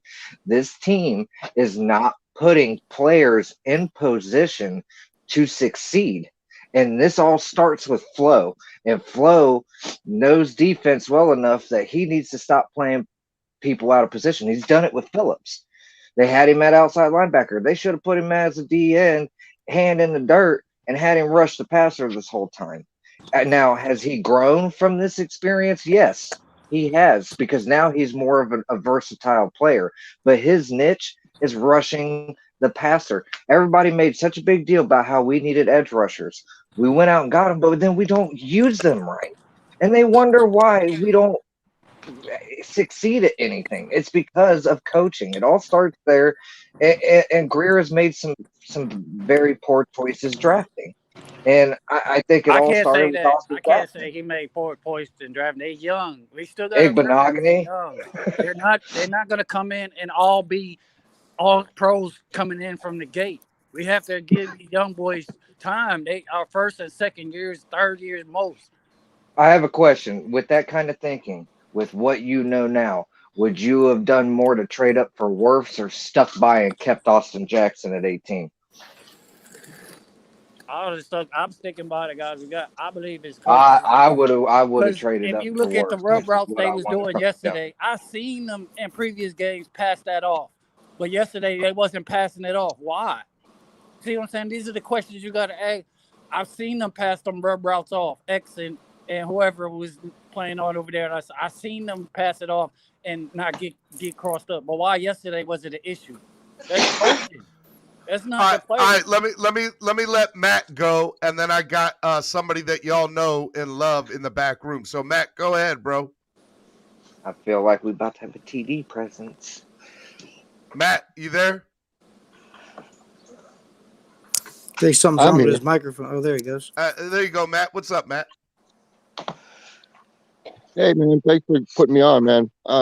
First time on your show. It's a pretty cool show. I catch it every time I'm driving to work. I see you pop up, and I pop it on. There's some really intelligent stuff going on this show. Thank you, man. I really appreciate that. Thank you. Welcome to the show. He was talking to me. But Come on. I gotta just point out. Go ahead, Matt. The floor is yours.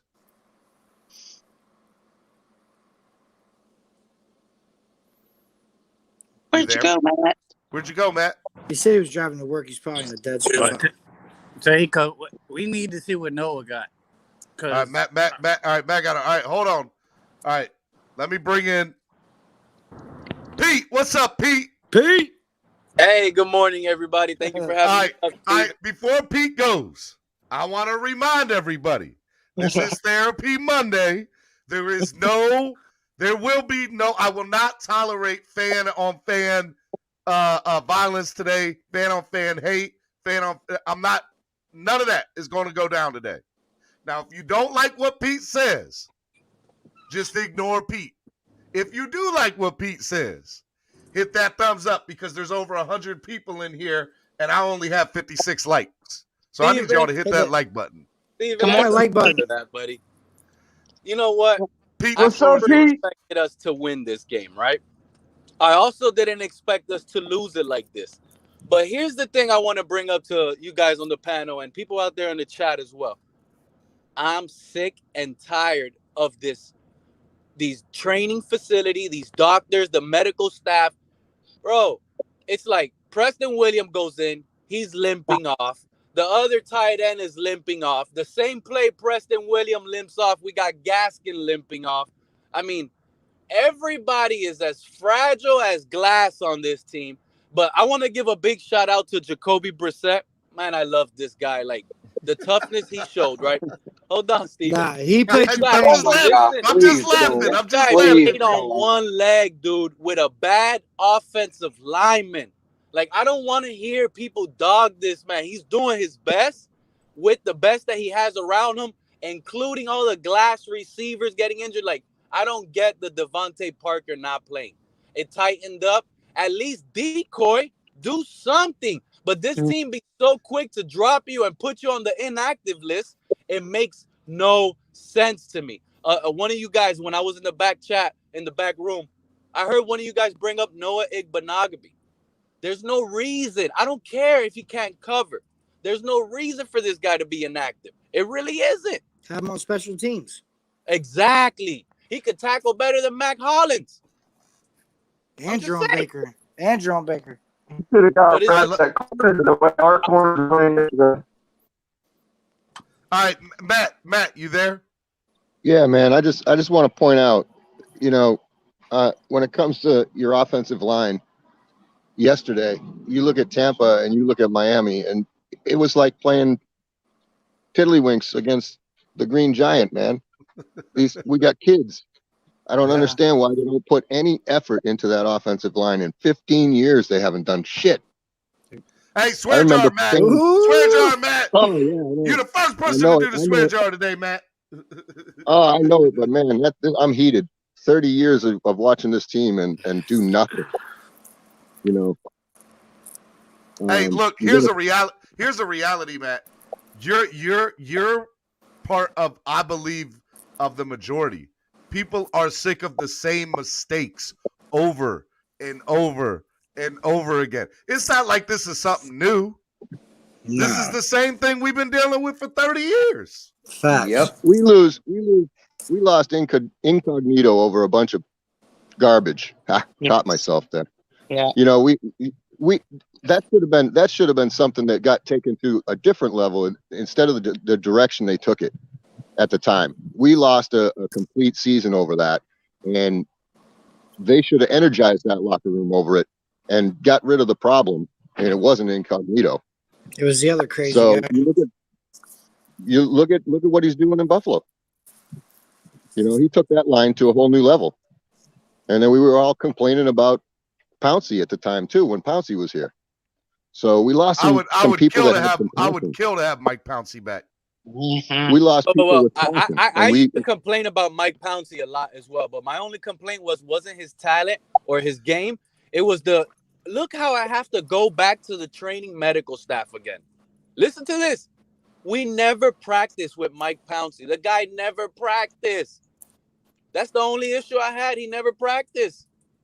Always hurt. The only issue I had was his character, man. He off the field, there was some shady stuff going on, especially with what was his name in New England that went to jail? The one who got Hernandez.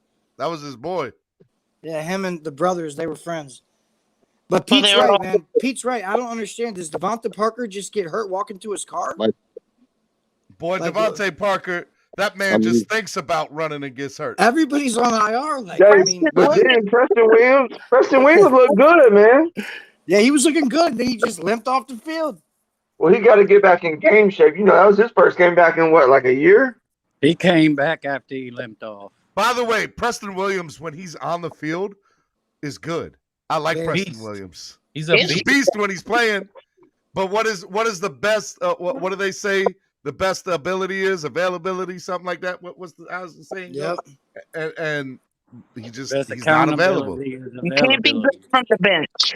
You cannot be good from the bench. Sure But can. They need to start force feeding Gesicki, man. Every time they throw that man the ball, yo, he does something. Oh, you guys want to know something? How do you guys They'll feel? let him go free agency. How did you guys get feel? nothing in return for him? My bad, Russell. Say that again. I didn't hear you. I was just saying when it comes to Gesicki, I said, watch, they'll just go ahead and let him walk after this year. We won't get nothing for him. We spent a second-round pick on him, and we don't utilize him right. And when we do utilize him right, he balls out. Hey, just so everybody knows, when you're not on, go ahead and put yourself on mute so there's nothing in the background. But I do want to let people know I started a poll today, and the poll stated who takes the most blame for the Dolphins' 1-4 start. And so far, 109 people have voted. And out of that 109 people, 21% say the players, 15% say the front office, 5% say Stephen Ross, and 59% say coaches.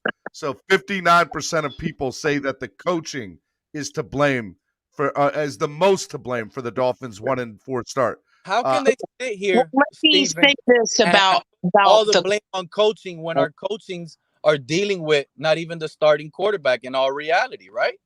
I mean, I disagree with that, Pete. Because and here's why. And again, we're just debating here, friendly debate. Look at Houston.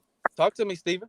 I think the I just dropped the link, Alfred. I think the reality is when you have players like Illuminor and you have players like there are a few other players I can't name off the top of my head that were on this team, and then all of a sudden they're going to play somewhere else and they're great. Where they were here, they weren't even good enough, or they were mediocre. That tells me that's coaching. That's scouting and coaching. That's your coaching not being able to coach up talent that's currently on the roster, which is why, guys, Isaiah Ford played yesterday. Actually, he dressed yesterday. I didn't see him play, and Kirk Merritt didn't. Right. I didn't even get into all that. You already know how I was feeling about that. When I saw that Isaiah Ford got to dress over Kirk Merritt, oh, that pissed me off. I'll say it for everybody, that pissed me off. I think mad. Most fans. I was so mad. That is the coaching staff. Repeat. Doing the same thing over and over again, expecting this different results. And of course, by the way, I don't think Kirk Merritt would have made a difference yesterday. But the reality is, it's stuff like that makes me like, what are y'all thinking, coaching? Like, what are y'all thinking?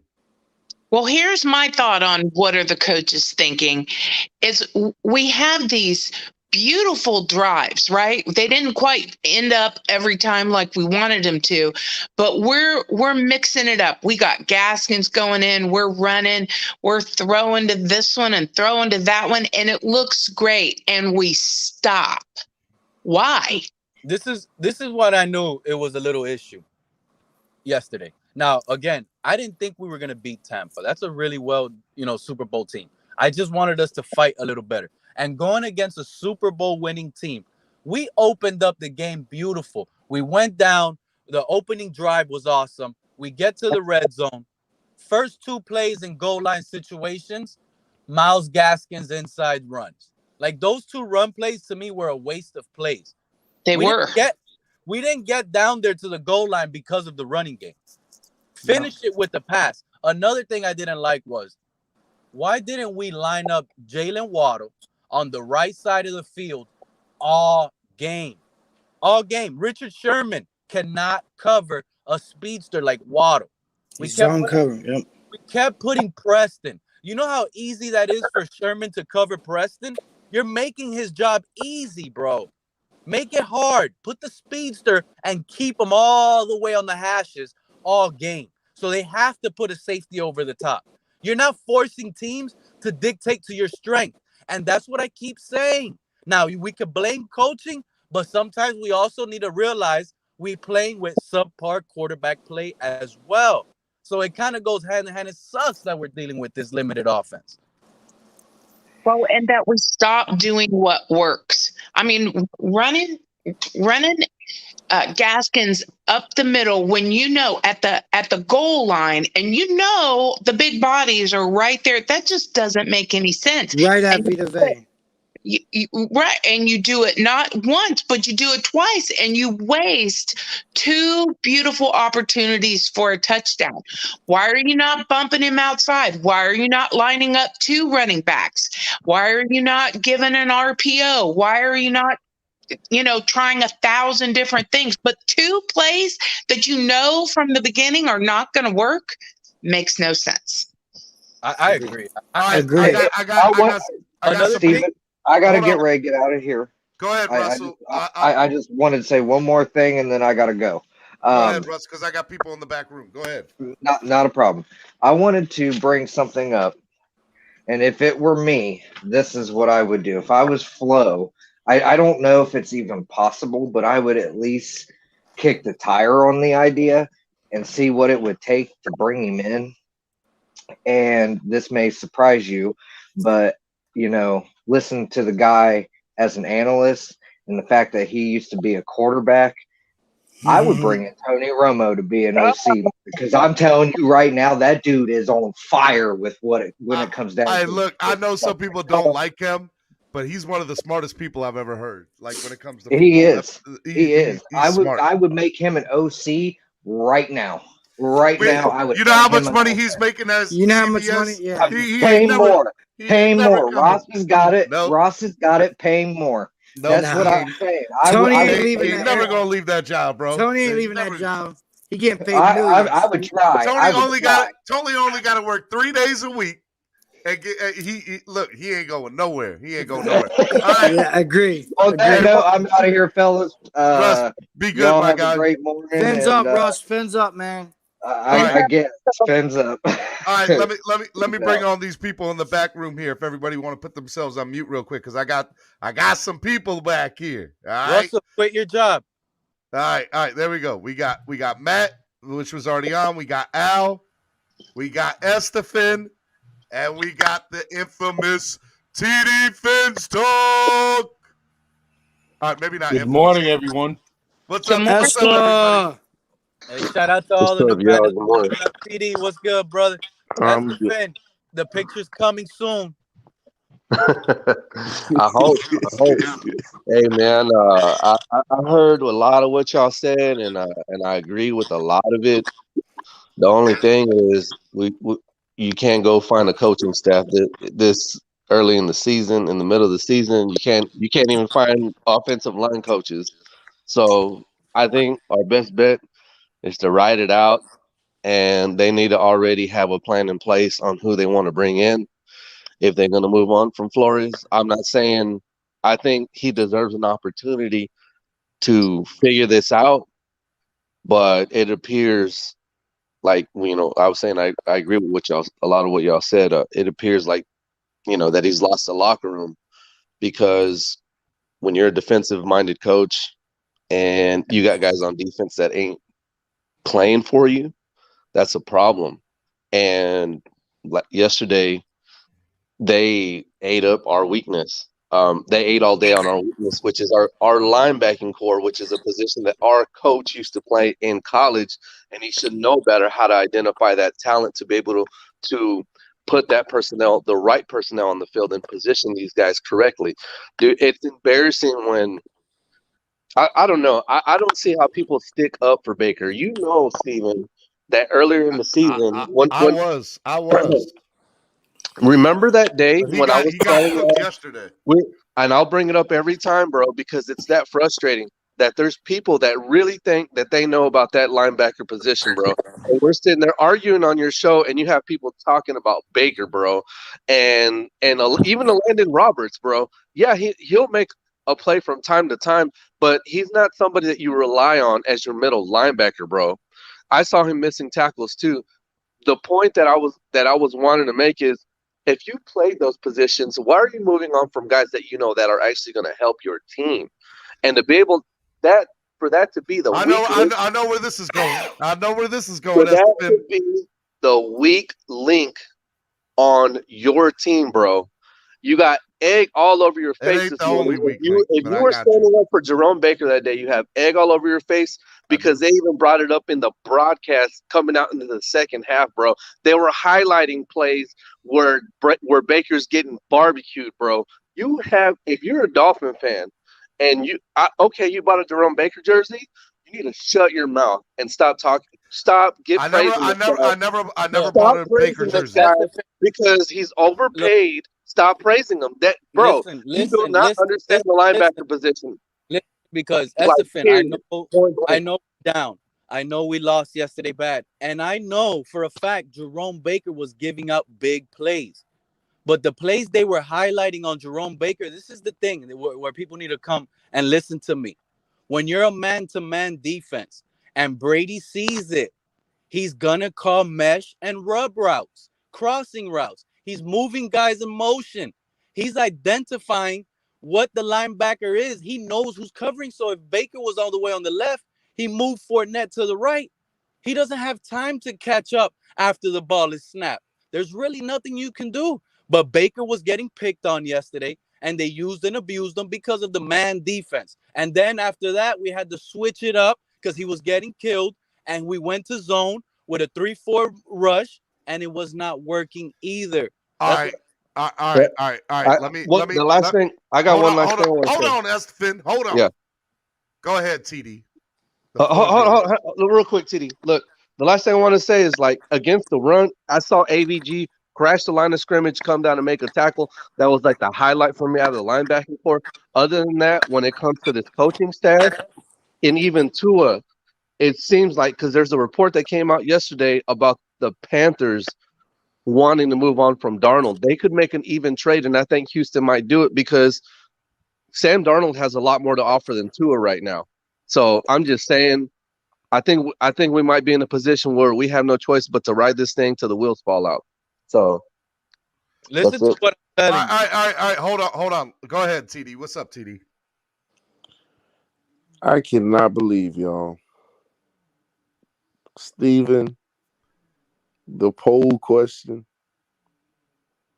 Who needs to go first? Coach Flo, OCs or DC, Chris Greer or Tua? And right now, with 55 people voting, OCs and or DC is leading at 49%. Go ahead, TD. Coach Flo shouldn't even be on the survey. I don't think he should, but the reality is there are people in the chat that do think that. I know, and that's and I'm sitting here listening to people on different platforms and stuff, enjoying Dolphin content, and I'm hearing this Coach Flo campaign. Let's get something straight. Last year when we got blown out by Buffalo, what was the evaluation of Coach Flo at the end of the season? Regardless of getting blown out by Buffalo, he should have been coach of the year. Should have been coach of the year. Coach of the year. Yep. And you know what? He's going to win it next year. Yep. TD, we're talking about 5 games in the season, and we're... I agree with you, TD. I don't think Coach Flores is a problem here. People need to slow down on hating on Coach Flores. If it was up to Flores, I know everybody's going to love him right now after I say this. Justin Herbert will be a Dolphin. If it was up to Flores. Think about that for a second. So is Flores really the problem? And also think of it this way. Coach Flores has a team full of 1, 2, and 3 year players. I agree with you, TD. That's why I was saying I think he deserves the chance to figure this out, man. You know what I mean? Like, let me bring in Joe Lee and Dave for this conversation too. But What's up, Jolie? Go ahead. Hey guys. I saw you waving your hand when this was saying, like, did something strike a nerve with you, Jolie? Well, I do agree with TD when he was talking about it's too early for a coach to be on the hot seat, but at the end of the day, I understand why people would feel to put him on the hot seat, being that he's to us, he's the head of the team. Yep. You're At the the end of the leader. day, he's the head of the team. So I understand that. The leader of this team is Christopher Greer, and Christopher Greer decided to hire a non-experienced first-time head coach to be the power of this team. He had options to hire experienced coaches, whether we like those names or not. But he wanted to have full control and be able to have a little puppet as coach. But what he didn't know was Coach Flores is outgrowing all of that. And he's letting it be known. And when those reports came out that Flores wanted Herbert, that's when everybody should have woke up and realized that Greer was the issue. They're pointing fingers at each other. I hope you know that. And I told everybody that this was going to happen over this Tua draft pick. I clearly said this. They're going to point fingers. There's no way they did this. There was no way we were supposed to draft Tua with that 5th pick. We could have drafted anything else. It didn't have to be quarterback. It didn't even have to be Herbert. If we were scared of Herbert, that was fine. But we can't just sit around and continue playing this little quarterback controversy that, we're losing because Tua's not in and all that. We just got to realize it's a mistake. Tony Romo, Stephen Ross paid Tony Romo yesterday. So everybody that was watching the game on TV, I'm switching it up right now. You hear Tony Romo, he says, we're going to talk about these 9 draft picks. Stephen Ross had to pay Tony Romo to talk about that. Okay? He's putting his own fire on his own guy, and that's how you fire your right-hand man. Okay? So that's what's going to happen. Everybody out there, I've been warning everyone that Greer is suspect, and it's starting to come up to light. And I'm happy. I'm happy about it because I already know he can't scout. I don't want the Patriot way here in Miami. I don't like it. Well, as Pete, I will say this: ain't no other way working. I'm not saying that way is working, but I haven't seen another way work either. And that's I want the the reality. Kansas City way, the Tampa way. The Kansas City way. You mean the way they lost last night? Well, even when they were they got a $500 million quarterback. Even when they were losing last night, Andy Reid looked like he was about to have a heart attack on the field fighting for his team. And by the way, he almost had a heart attack the Tampa way is going out and getting a Deshaun Watson or an Aaron Rodgers to be able to do it and build your team around him with veteran free agents at the veteran minimum. The Tampa way has much more experience on the field. That showed yesterday. They didn't even have Rob Gronkowski yesterday. Let's remember that. They could have put up 60 on us. They had Cameron Brate, which is the leading touchdown guy for Tampa Bay. I'm gonna tell you right now, if it wasn't for Gronk, Brate would be like one of the best players. Like he would be the guy. He'd be the guy in Tampa. All right. Let me bring in Dave. Dave, what's up, Dave? Take yourself off mute, Dave. All right. Dave don't want to go. I'll bring in Rashad. What's up, Rashad? Yo. What's up, man? Floor is yours. Much. I'm just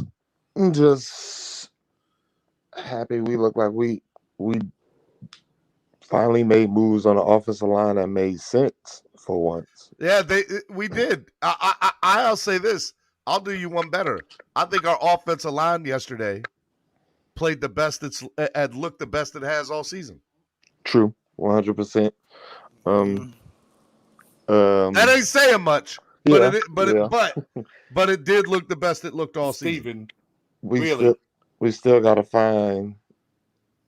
We got to get rid of Jesse Davis. I understand why they love Jesse Davis. He's the veteran of all the offensive linemen, but he's terrible. It's just these pass rushers coming in untouched.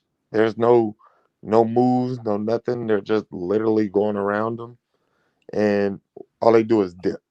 They literally just dip their shoulder, and they come in untouched. I don't know why it happens to him like that, but he's definitely not a starter. He wouldn't start. He wouldn't start on no other team in the NFL. Yep, that's true. That's true. All right, let me bring in somebody that's in the back room. Just want to remind the person in the back room that I'm about to bring on, there is no fan-on-fan hate today. There's none of that. And it's all love between the fans today. And look, fans are just mad. That's what it is. That ain't just for the person that's on. That's for everybody in the chat. I'm not mad. Nothing but love for the fans here because we're all diehards and we're all pissed off at the team right now. All right, let's go, EM. What's up, EM Dolphin? Fan on fan hate me? Never. Yeah, what's good, bro? What's up, EM? How are you, brother? Hey, how's everybody doing, man? This has got to be. This is difficult, man. It is 100%. This is I think this is the worst Monday I think I've ever had as being a Dolphins fan, bro. I mean, it's like it is extremely difficult for me.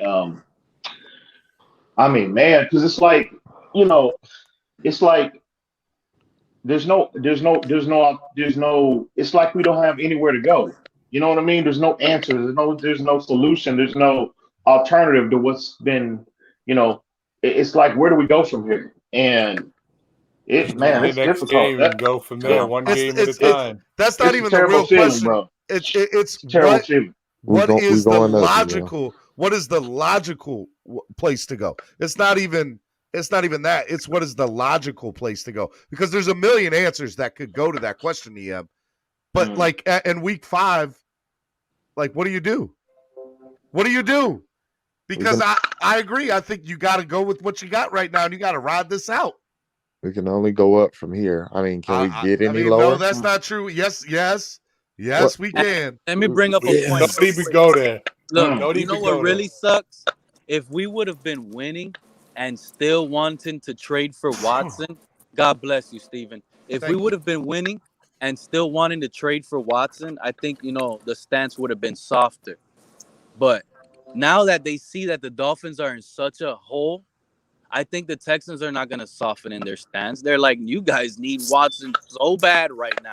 You better give up the farm and the bus. All right, real quick, I got somebody I got a super fan in the back room.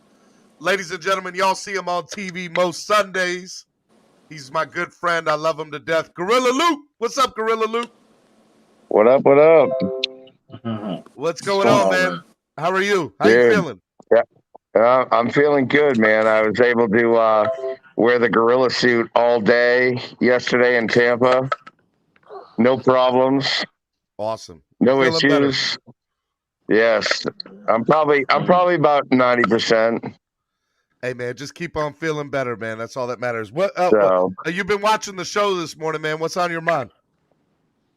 We suck. Besides that. It is what it is. Listen, here's my thing. Doesn't matter if it's Deshaun Watson. It doesn't matter if it's Tua. It doesn't matter if it is anybody back there. Guess what? Tom Brady could not play in our offense right now. It is a joke. Amen. It is an absolute joke. Tom Brady had more rushing yards than our entire team yesterday. Woo. How about that for a stat? Dude, I gotta shake my head. In one play. You know what though? To be honest with you, I saw improvement. From the offense yesterday. I mean, not from a run standpoint, but I saw improvement. I thought the O-line played the best game they played. They played the best game they played all year. I just think, man, first off, I just think Tampa Bay is just a bad matchup for us anyway. They're a bad matchup for everybody, really, to be honest with you. So it's just, I know yesterday, it's difficult to take a loss like that, but and the way the year has gone, the last 3 games, I understand because I'm frustrated too. But yesterday, I don't think we're as bad as we're as bad a team as we played yesterday. I just think they're just a bad matchup for us. And, we're steady trying to work out, our issues, play calling, O-line, trying to figure out which is the best combination of O-line. So I think yesterday I saw some positivity. I saw some positive things offensively yesterday. I just think we just ran into a buzzsaw yesterday. So I think the best thing we need to do, I agree with you, Steven, at this point, we need to hit the reset button. There's some things we can take from that game that I think we can build upon.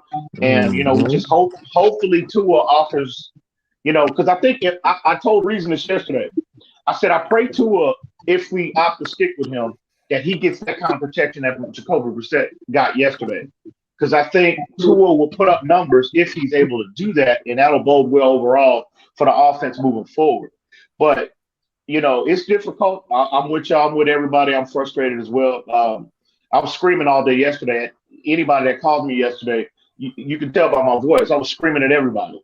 So, but let's just wait.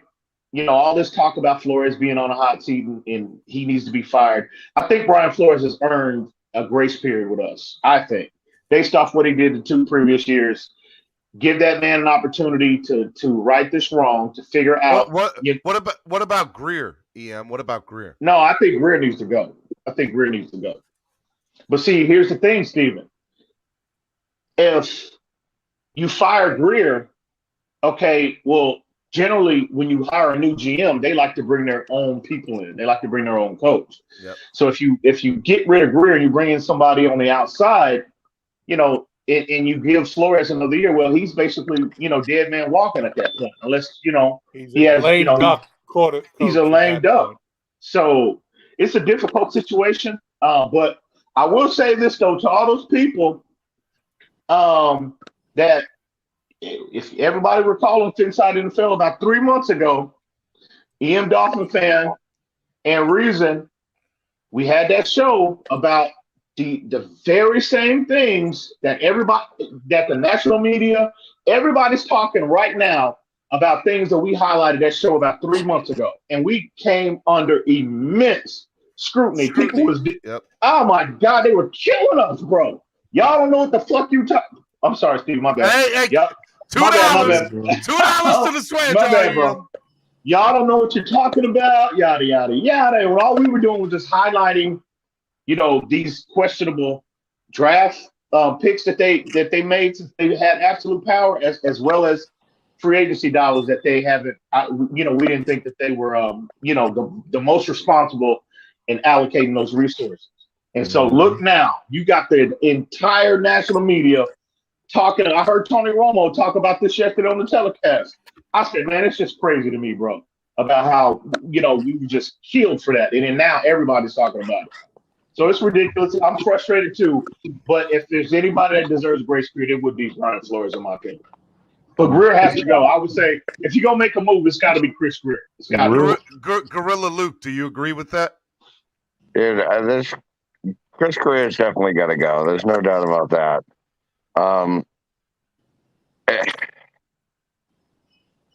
I'm just frustrated in general. It is what it is.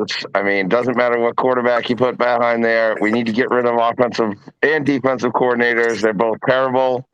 I don't know. I just want somebody to fire somebody. At this point, fire the guy that hands up.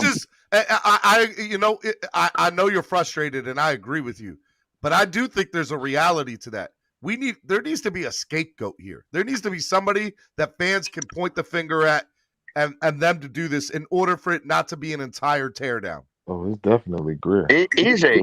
Just continue doing what everyone else is doing and blame Tua for everything. Doesn't matter. Just blame him for everything. Dude, I woke up to go to the bathroom this morning and I tripped and I yelled Tua because I blamed him for it. Bullshit. Slandro. Well, wait. Yes. I will say this. That Tua is a curse word. Hey, listen. When I was in Tampa, okay, so I'm still here. I'm in the hotel still. Okay. So when I was at the game yesterday, there were more fans with Patriot jerseys on than there were Dolphin fans in that stadium. Oh wow! Ridiculous. Yeah. Oh, wow.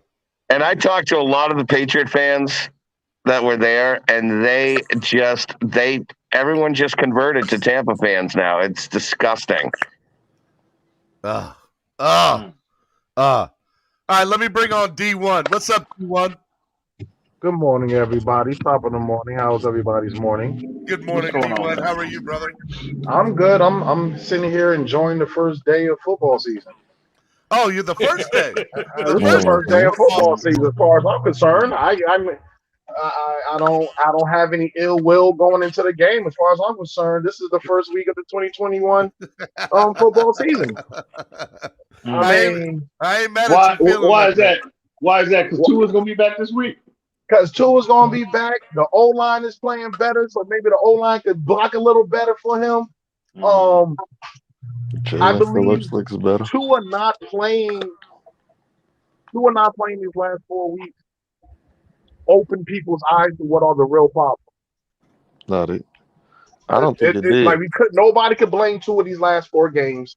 Nobody can't say Tua didn't do this and Tua didn't do that and blah blah blah. We got to see what the team is actually like. And also, when he does come back, if he does come back this week, we'll also see if he'll give us that spark. If that's the spark we're missing. So, as far as I'm concerned, this is week 1. We gave everybody else a 5-week head start. Well, you know what?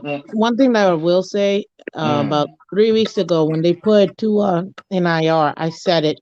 2 things that are going to be highlighted in these 3 weeks where Tua's not playing. 1, the offensive line, and 2, the OCs. Why? Because we're going to be able to see whether is it actually Tua or is it the play calling that's actually making our team not be effective. And then on top of that, obviously, the O-line.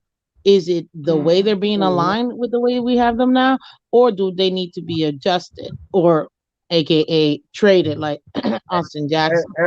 Honestly, at this point, it's frustrating because there's just no continuity. And it looks like we've tried things, but then we try things and either don't give it enough time to make sure it gels, or we give it too much time and it's like, come on, you got to move this. We should have known by last week. The O-line, let's switch Eichenberg and Austin.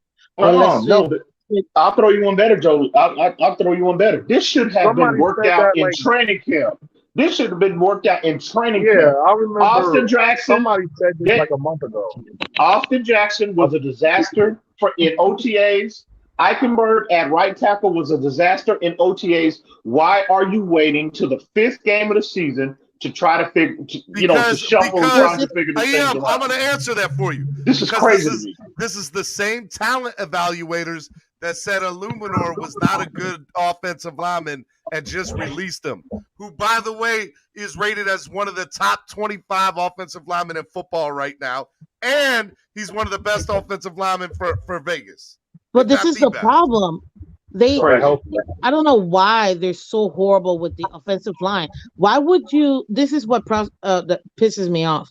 Why would you draft a guy who is a killer left tackle to move him to right guard? Like, it's not a natural position for them. You don't want 6 left tackles that you have to somehow. Hey, you know who I blame for that? Figure out where they go. I blame Tua. I love you, Gorilla. Regardless. I mean, that's all we can do. Hey, real quick. I don't mean to jump in real quick, but I got a dip. But hey, Josh, come here. I got another surprise. He'll say hi to you because you don't see him very often. That's Gorilla Josh. I'm non-gorilla right now. What's up, guys? How you doing? What's up, brother? How we doing, man? Pretty good. I love you, man. I miss you. Dude, if this show was a drinking game and every time you said Tua, you had to drink, I would have been dead 20 minutes ago from alcohol poisoning. Go ahead. I'll see you guys in like what, 2 or 3? I'll see you guys in 3 weeks. All right. Yeah, good talking to you guys. Love you, man. See Be you good, again. guys. All right, see ya. Oh God, man, I love the Gorillas. They are awesome, man. Yeah, By the way, just so everybody knows, alleviated. The Gorillas are like the best. I love Gorilla Luke and Gorilla Josh, and they you're talking about guys who in 150-degree weather, like, and I'm not exaggerating. Sometimes when it gets inside that stadium at Hard Rock on a Sunday afternoon, it's hot. It ain't. That's just crazy. Yo, and those guys do it the whole game. The whole game. They're some of the best people that I've ever met, and I love them to death. All right, I know other people wanted to talk, but I got a couple people in the back. Let me bring on Hilberto and Showtime. All right, I'm back in. Good morning. I What's just up? gotta ask EM this question. What do you think about Nick Hicks? And he came back again saying that Tua wasn't involved in his statement. I don't, man. I'm gonna be honest with you. I talked to Reason for a little bit about that last night. I see. This is what I told him. I'm gonna tell y'all what I told him last night. This is gonna rub some people the wrong way. Initially, cause see, I didn't hear about that. He called me and told me about this. What happened, and the statement that Perform had tweeted out, and I think that reflects rather negative on Tua, because that makes him look like he's crying. He's frustrated, and he's using Perform as a shoulder to cry on. And if I'm a player in the locker room, and we're supposed to be a tight knit unit, and we're supposed to keep everything in house for the most part, I'm looking at him sideways. Why are you going? And because we all know, I'm not saying I can't say that. Can somebody tag me in this Nick Hicks comment on Twitter? Because I haven't seen it yet. Neither. Can we get a recap? It's a growing situation. I'll look and tag you. It's I can't. We don't have 100% confirmation that it was Tua, but we all know. Considering we can speculate, considering the drama that exists between Tua and Brian Flores, we can all agree that pretty much it came from Tua. And if I'm a player in the locker room, bro, that does not. I'm looking at Tua sideways, because he shouldn't be going venting, leaking this type of information to any outside sources at all. That should never happen. I think it reflects rather bad on him, because it looks like he's just crying. He's frustrated, and he's crying, and he's using them as the shoulder to crying, and that needs to stop. And you can imagine how Brian Flores. I mean, I know he is just irate right now when that first came out. So, but we'll see. I just don't like that look. I don't like that, and that's very. I was shocked to even hear that. Not necessarily shocked, but I'm not shocked, because his agent a while ago said something, and I feel like his camp probably sees blood in the water, and they're just trying to speed up the process.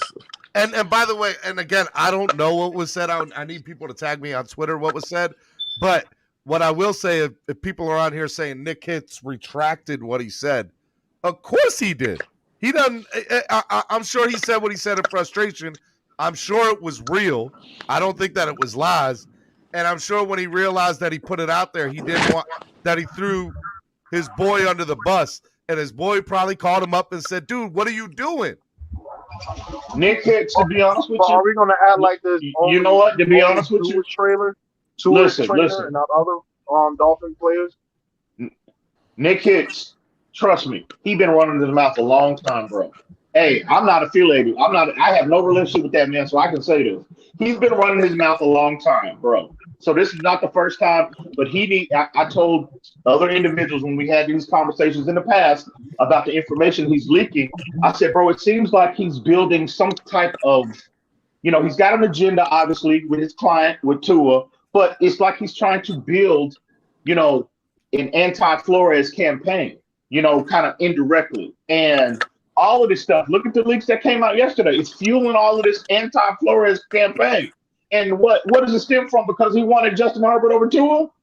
I mean, the question is, why is this going on? Why is this happening right now? I mean, I look at it like this. It's all a business. Just like everybody says Tua needs to put his big boy pants on when he hears the rumors. I mean, Coach got to put his big boy pants on too. All these individual players are businesses. And people talk about that. They all have to protect themselves too. And he keeps a lot of people employed. His camp is just supposed to just sit there and get, boisted and destroyed in the media. No, he has to take some heat too. It is what it is. He needs to put his big boy pants on, talk to Tua and the team. Like, hey man, we got to come together and win some games. That's his yeah.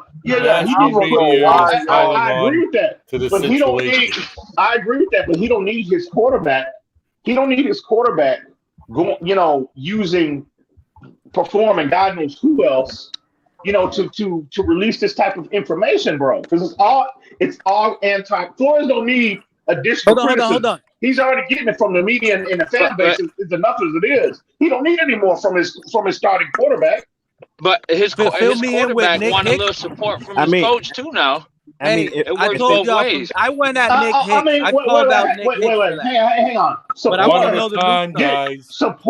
Support. What do you mean? He made you the starter. What more support do you need? Right. He had no choice. Everything. He's built everything around you, offensively, personnel wise as well. What more support you need? You need to go out there When you and say take pride in he your made, craft. You need to take pride in your craft. Get out there and perform. That's what you need to do as a player.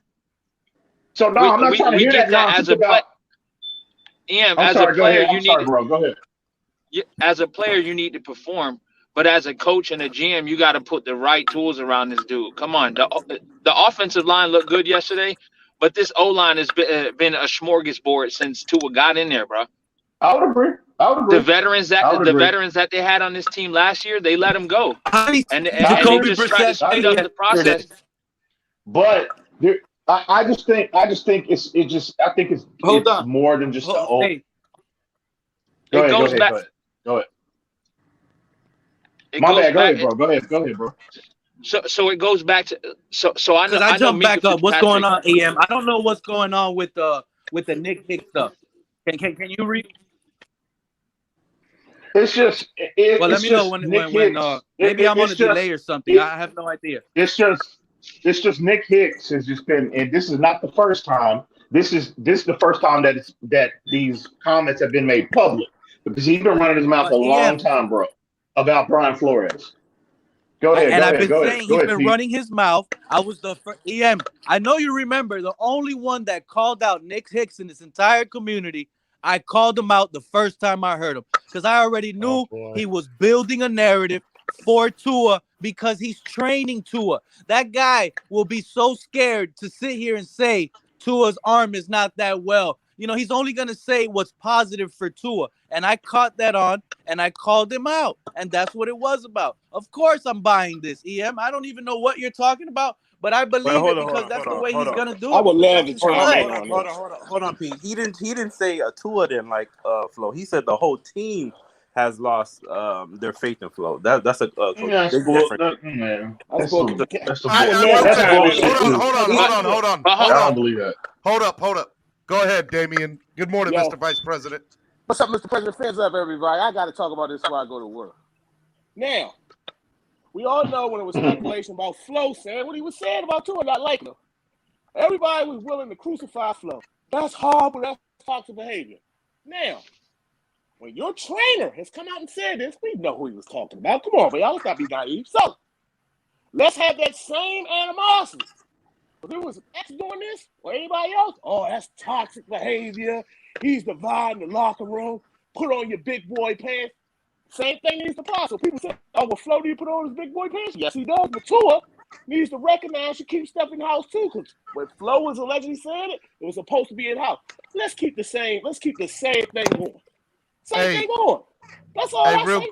And as far as this question, this narrative about losing the locker room, well, considering all the reports that came out about Tua, about these anonymous sources not believing in him, and to be honest with you, I really don't think the team as a whole believes in Tua to the level, because if that was the case, bro, they would not be trying. And it's not just the coaching staff, but I think it's the players too. They have continuously flirted around with this Deshaun Watson narrative. So y'all are saying that. So he's trying to say that Flores has lost the team. I mean, the team. If it's me, I think the team as a whole really don't even believe. I think they feel like the jury is still out on Tua talking about Lola. Hey, I have a question. But EM, what does that have to do with Xavier Howard missing tackles that he can make? That has nothing to do with Tua. Or what's his name? I get that. I understand that, but I think what we're seeing with Xavier Howard, I don't think he's healthy. I think he's probably battling something right now, and to me, he just don't look like the same athlete. Hey, I don't know. I have a he question. Is injured. Should I play something that's gonna rile a lot of people up? A video that I just saw on Twitter that was just released. Go ahead. We already turned up. And I love it's gonna rub all y'all the wrong way. I know it is. What is up, y'all? Make I it happen. don't do no morning, Stevie D. When I did you mean, do this? how much worse can it get, Steve? Go ahead and I let me think know, bro. I think everybody's How mature much enough. worse can it get? I think everybody's mature enough in here to When handle. seeing us play that way, everyone was playing great, but we got a short week. Heading up to Philly, back at it this morning, back to the grind. Here we go. Have a great week. Let's go. Man, I don't want to see that, bro. Turn that off, bro. want to see that Hey, you crap. know what? Don't You you know what, Steven? I don't Turn hear that. guys crying and complaining about Waddle's drop the way Jakeem Grant would have. If Jakeem Grant would have dropped that pass and it would have been intercepted, everybody up here will be saying, I told you he sucked. But wait, That's wait, wait, wait. because of the This is grand coming. Hold scheme on, of hold things, on. it Let me didn't mean finish, please, anything. because this is quick. Right. This Let is me coming from finish the all the same time. guy that said if you put Jakeem Grant in those little bull crap, and I'm sorry, little Waddle formations that they're doing that is extension, we could get the same play from Jakeem Grant that we're getting from Waddle. So 2 first-round draft picks with that type of game plan, with those Oh easy little man, plays, that's Grant could have gave you the same stuff that's if you just put that's him in it. that That position. I gotta It's be that honest. I gotta be HBA honest. Hey, I agree with let you. Al go. Let Al go. Go ahead, Al. Let people speak, man. You guys are overreacting a lot. Okay. I only had them. Rightfully I only so. had them at the position that they're at now. Okay.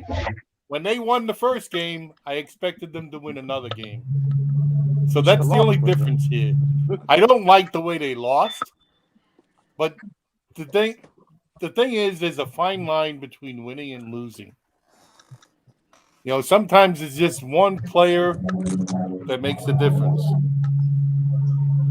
But you guys are all going nuts over all kinds of things. But Al, you understand why though, Because they right? don't know who Like to you blame. get why, right?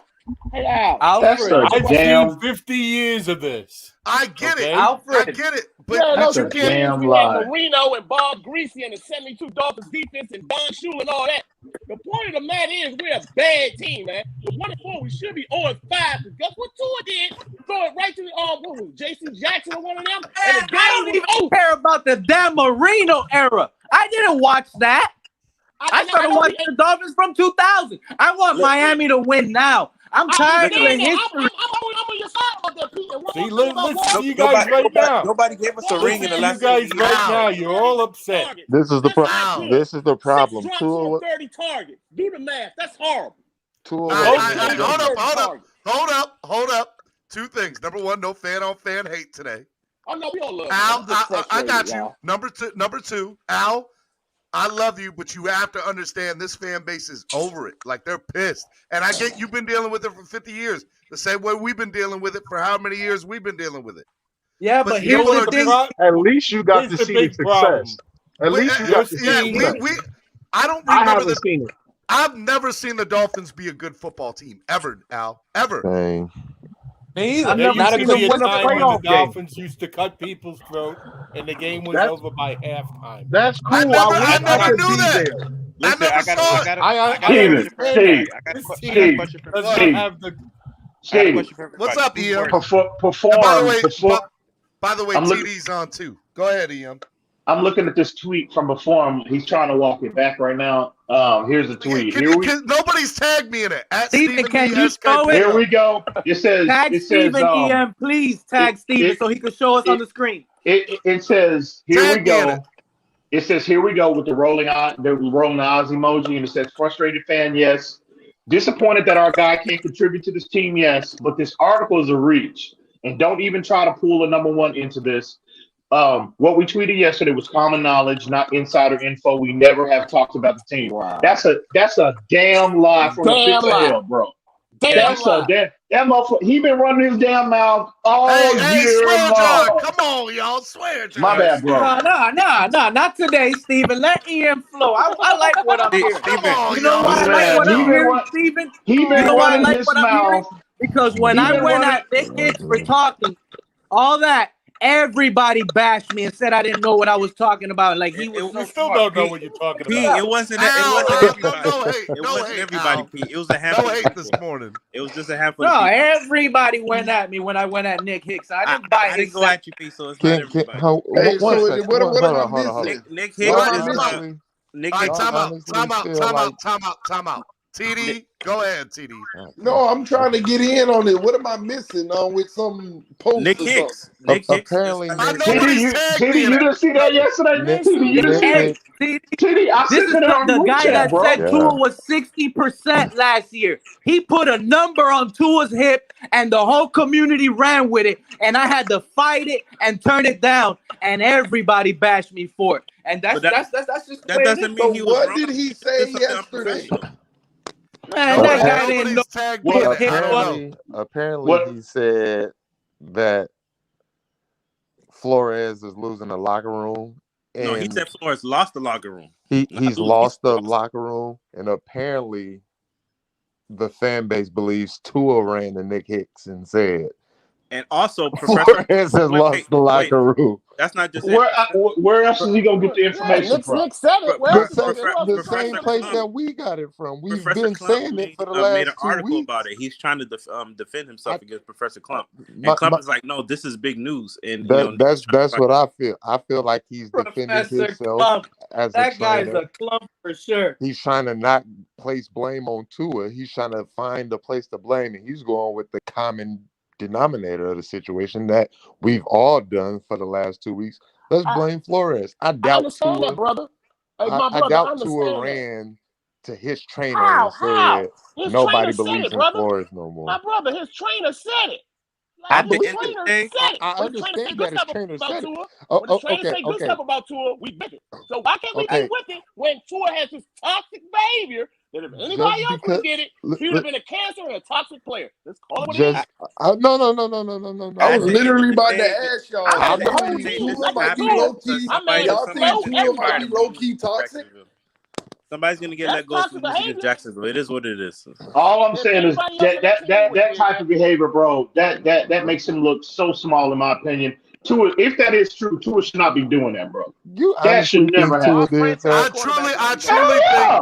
You know why? You know why I believe Tua did that? Because I'm privy to information that this motherfucker Nick Hicks been running his mouth for a long time, bro. But at the same He time, has disclosed.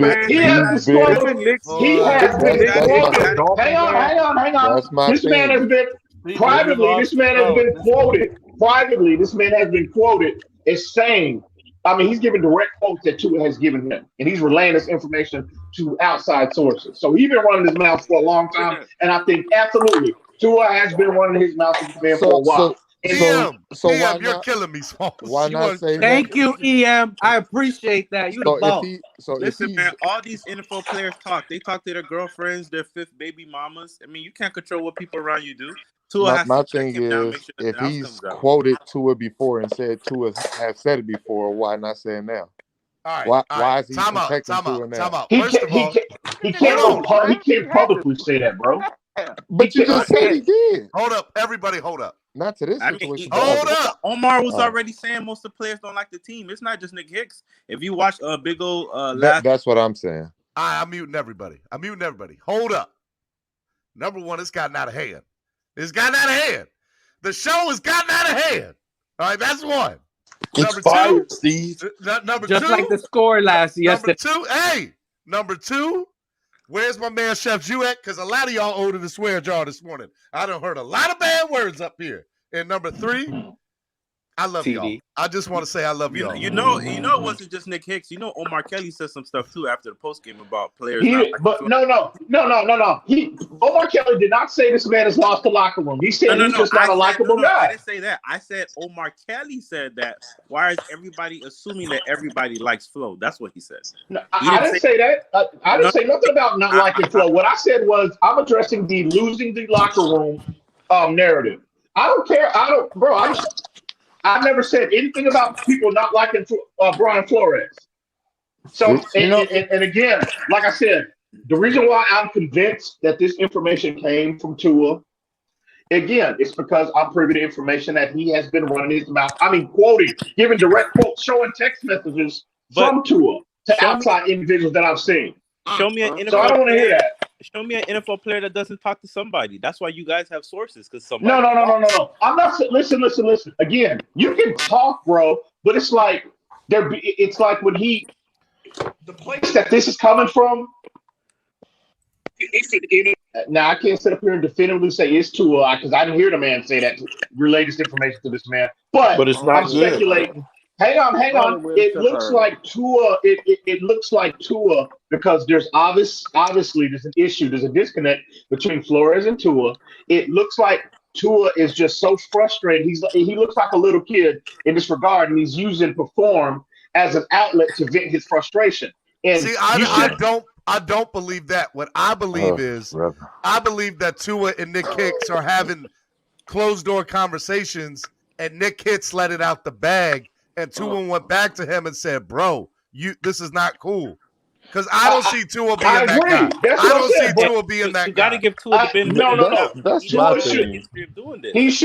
Tua should not be leaking information about the team, bro.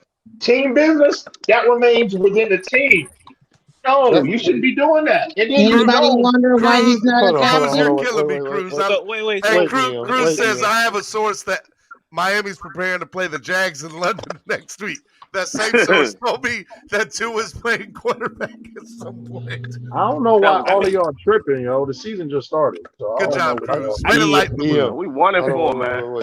Yeah.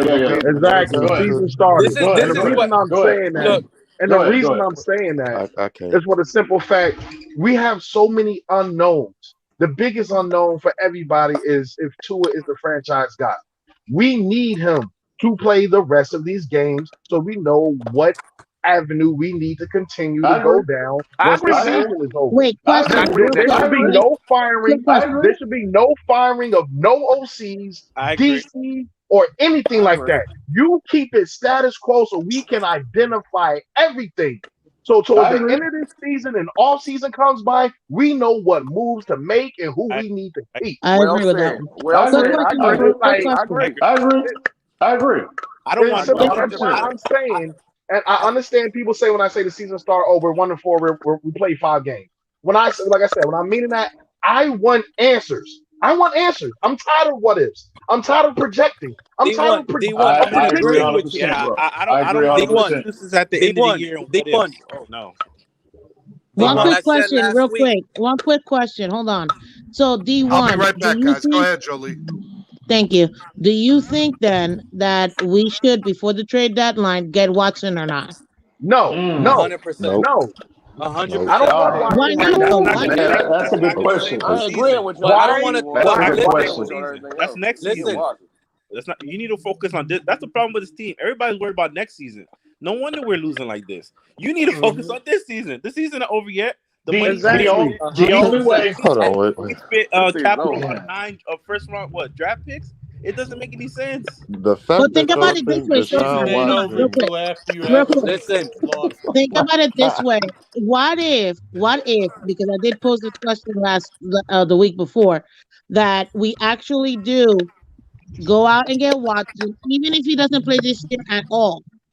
Keep Tua so that we can, just like D1 said, we can keep the status quo going.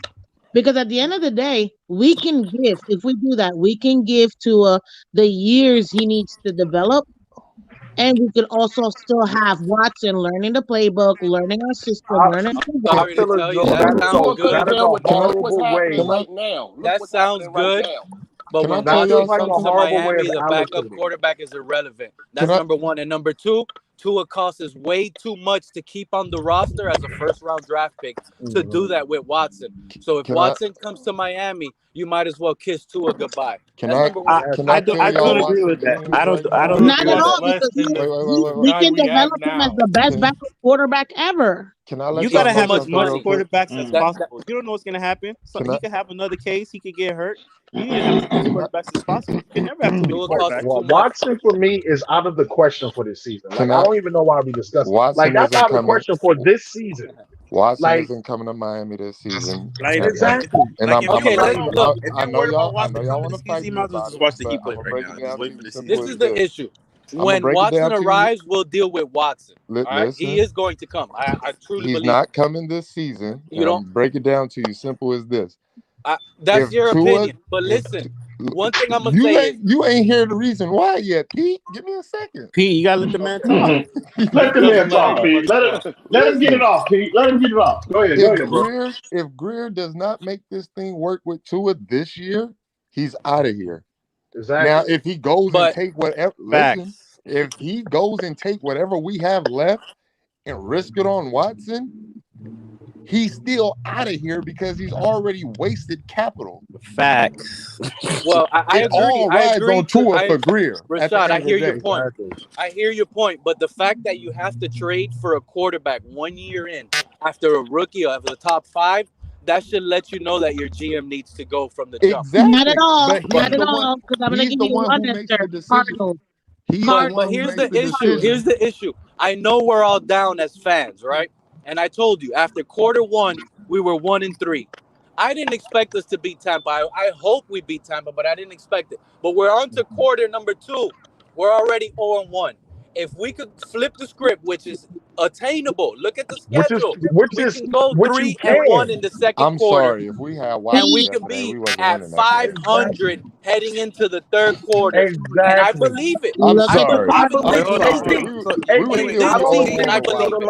ask you this the quarter. question. I'm So sorry. you're gonna be okay with beating subpar teams? I want to beat playoff teams. It We don't did it matter. last year. Bro, we gotta did it beat the last teams year. on our schedule, bro. We beat last year. play the teams that's on our schedule and beat them. I could care less if they're a 0-win team or one of the best I'll take teams a in the win. league. I'll take a Beat win the any way I teams can get it right on your now, bro. schedule. Guys, I'll listen. take a win any way I can get it right now. Exactly. I can care less if it's playoff Look teams. at look. What did I don't miss? think- What did I miss? Hold on. How bad did it get while I was gone? Listen, missed right too now, much there, if Stevie. you look at the EM Cardinals, owes like 300, TD owes like 200. my goodness, Pete. Listen, He if owes you 1,000. look at what the Cardinals did. They drafted Rosen in the first round, and the next year they got Kyler Murray. Now the same GM is still there, the same coach is still in there. I don't think that if we go out and get Watson now, no matter how much he The costs, same coach is not in there because the coach lost his job over The it. same GM is though, because he saved his job. Jolie, that's different though. Deshaun Watson ain't Different no Kyler situation. Murray. I'm sorry. Deshaun Watson is great. Why is my Don't get shit me so wrong. hard? But Deshaun Kyler Murray. Watson is better than Kyler Murray. Deshaun Watson is way better than Kyler Murray. I'm not even on Listen Kyler to Murray. me. I'm Listen not to even me. on Listen to Did me. this If man really Deshaun come up? Watson was in Are the you serious? if Deshaun if Deshaun Watson was Are in you the serious? listen. If Deshaun Watson was in the draft as Deshaun Watson coming out of Clemson, would we take him 1 year after drafting Tua? Will we? we're not in Bro, that. It's the This Deshaun is the Watson that you thing. know today that you would take Bro, that's not over the Tua. circumstance right now. Yeah, All that's not I'm where saying we're is, at. are That's you what sitting here trying to say that Deshaun Watson ain't Kyler Murray right now? Oh my God, are you? Listen to what I'm saying, TD. What Kyler Murray is right now, Deshaun Watson wasn't that at that In his same third amount. year, he wasn't, because this is Kyler Murray's third year. No, he wasn't. That's what you're saying. No, that's exactly what I'm saying. You are out of. You That's have lost, exactly what I'm bro. You saying. have lost contact with Oh Earth. my God! Hold on, wait a minute. Wow. You have lost contact with Hold Earth on on, that hold one, on. bro. I'm gonna keep Rashad, it real with y'all. I love you, Rashad, but Who's You are. I can't back you up on this. Oh, listen And to Rashawn, once bro. again, we got another person who just who's a don't know top how 3 good Deshaun MVP Watson candidate is. right now. Who Oh just my don't God, know. bro. We got another person who just don't know how good Deshaun Watson is. I know how good Deshaun Watson is. Y'all are overhyping it. No, Y'all you out of expected your more mind, last bro. year. No. Has Rashad, Deshaun Watson facts are facts. has No. Rashad, Deshaun Watson facts ever are been a top facts. 5 MVP candidate? Ever? No, listen, facts are facts, and at the end of the Wait, day, Rashad, Jolie, Rashad, I give me a expect second. this. I In his expect this talk. career, Hold has he on, been a top Rashad, 5 MVP candidate? Rashad. I expect this talk out of Pete. I don't expect it out of No, you. Okay. we gotta be realists. I know we suck, and I know we want Deshaun Watson so bad. I would love Deshaun Watson in Miami.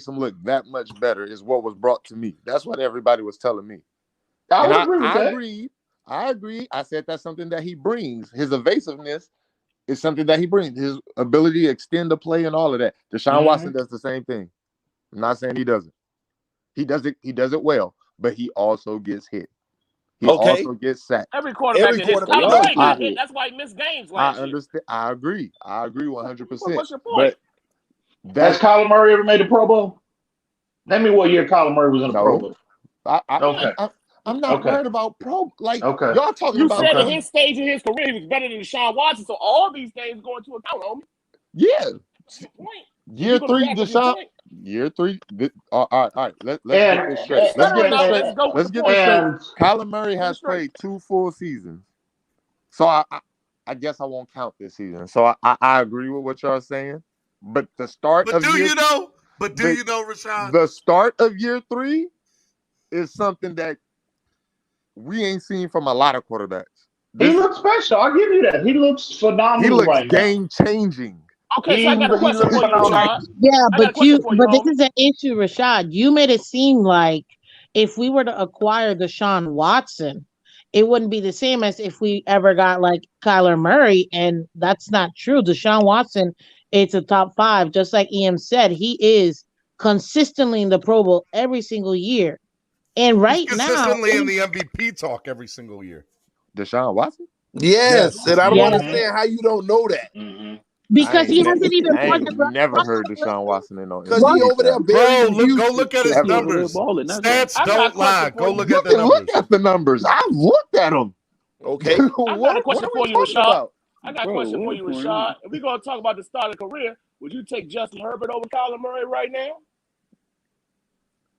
That's a great question. Quiet, didn't you? That's a great question. I would. I'll take him right now.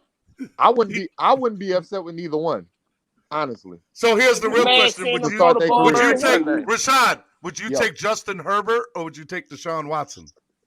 I honestly would take Justin Herbert. Oh my god! Oh my god! Hey, I'm leaving. Hey, I'm leaving. No. Rashad, I can't There's a reason why. Rashad, I can't defend you, Rashad. It's biased. I had homies that played for Oregon the year. Now you're playing favorites. It's very biased. No, it would be a gamble, but I will say this. Look at Damian. You have to go with Deshaun Watson, but that would be a gamble going with Herbert because you don't know what can happen in the next 2 years or any regression or anything. But Herbert, I'm gonna tell you now, he's already showing you he's gonna be that dude, just like Deshaun Watson showed you early on. What people need to realize is Deshaun Watson's rookie season, he got hurt in like week 7. Yeah. And this man was leading the charts in almost every category. He was. I mean, the last game he played. Hit that like button. The last game he played, the last game before he got hurt in his rookie season, he played Seattle. I've showed it on the stream. The man put up 460 yards in like 4 It's ridiculous. Ridiculous. He was throwing up them jump balls to There wasn't no jump balls. All of these was on the run, in stride, and there wasn't no jump balls in that game. What you talking about? It was. Let me put it to you this way. Hopkins didn't dunk on nobody in the end zone.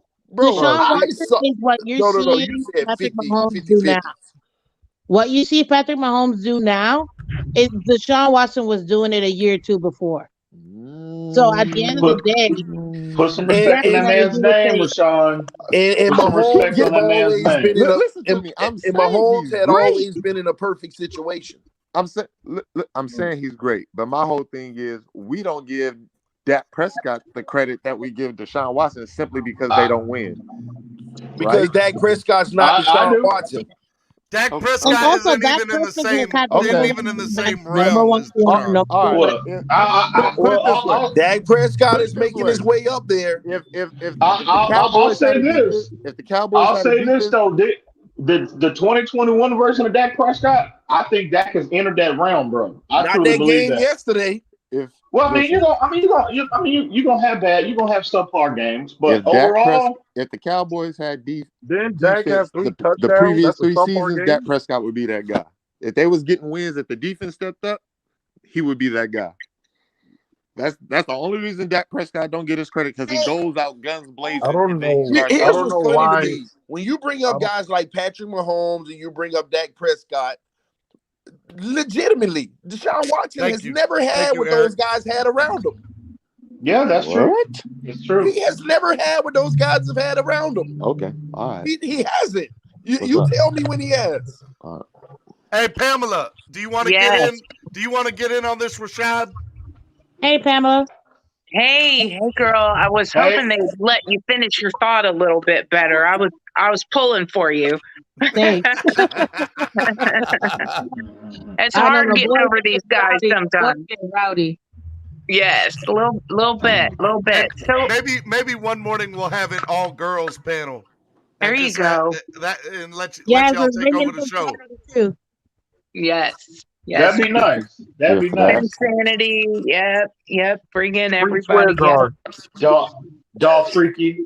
That'd be Doll nice. Freaky for sure. Yes. That would be awesome. I'll set it up in the near future. All girls panel morning show.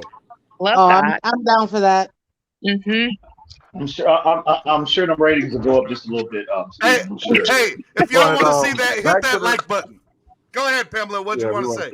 Well, I wanted to say that I think all this talk about Kyler Murray, Deshaun Watson, it's all just talk, and it doesn't pertain to the Dolphins. Are we going to see Watson in Miami? I'm not so sure about that. I did like someone's comment about how, it won't change Flores' future, I don't believe. But I am not against Flores keeping his job, not at all. I want to know what's changed him. I want to see whoever has taken his fire, called to the carpet, but I want to see him fight back. He needs to fight back for this locker room. TD, Pamela brought this up earlier, and my question to you is, do you think that his fire has changed? Do you think his demeanor has changed? Do you think he's lost some fire, some energy? TD? You know what I think Steve, real quick, you know what I think in terms of his demeanor, if that is an issue, I think at the end of the day, bro, and again, I can't blame the man. If the reports are accurate about him wanting him banging the table for Justin Herbert, and he is sitting here and he's seeing this kid just absolutely gut the entire league, that's his legacy. That was his Tom Brady. He was built that was his Tom Brady.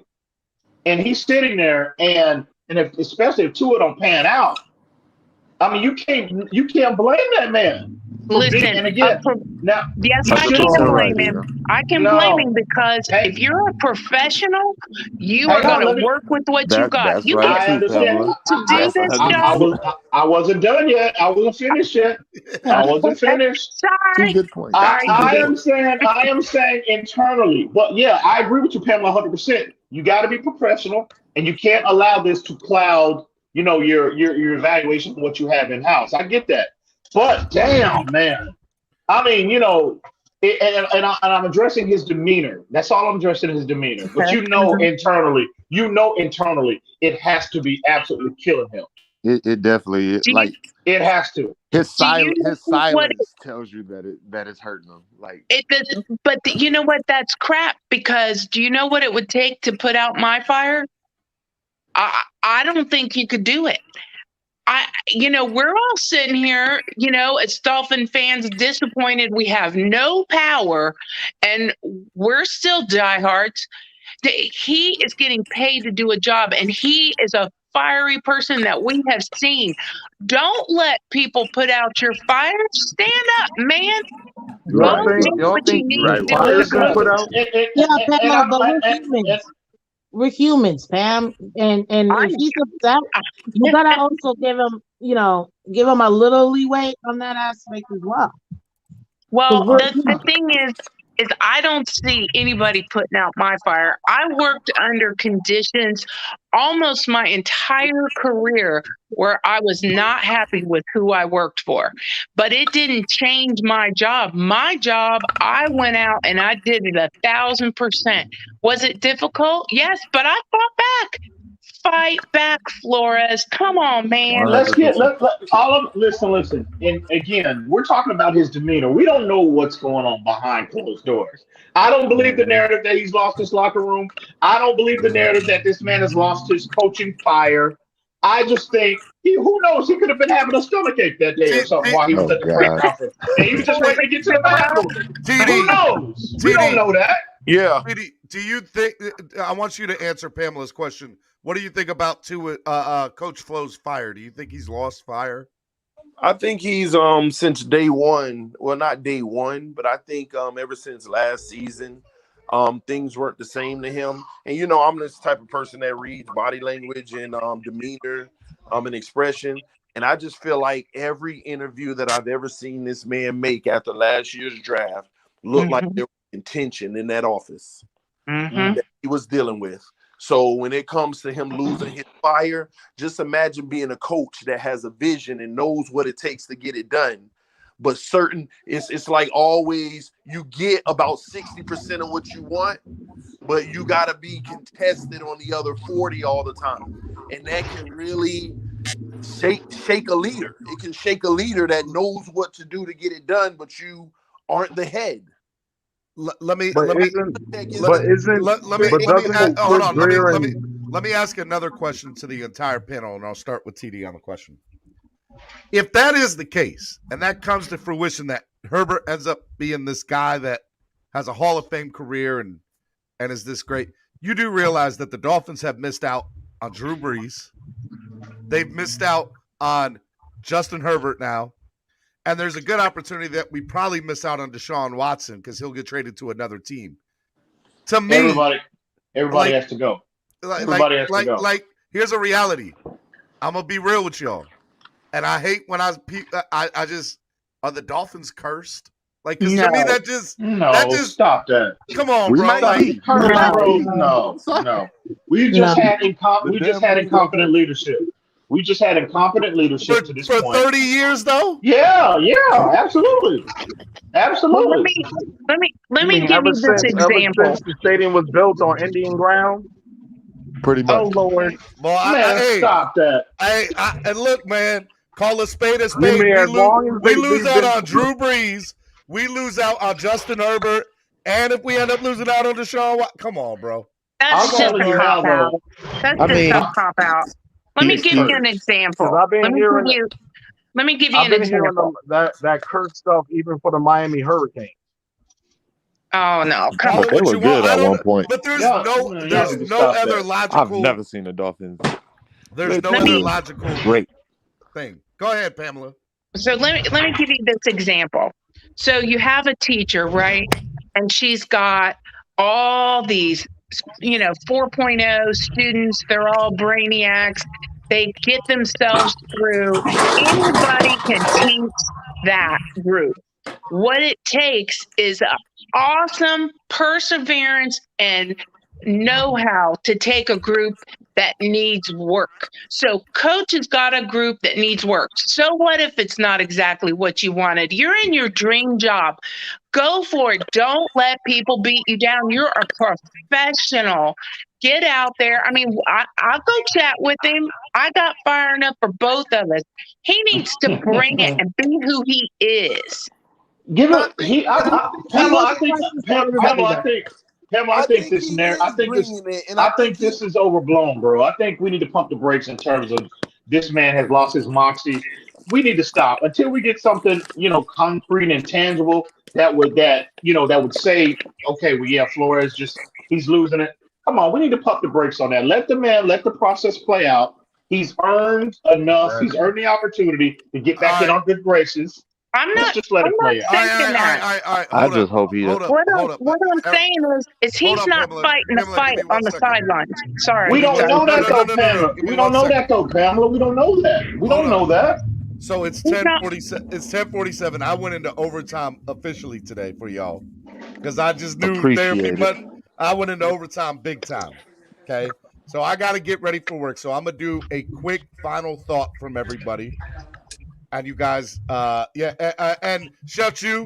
I know a lot of people on this panel owe to the swear jar.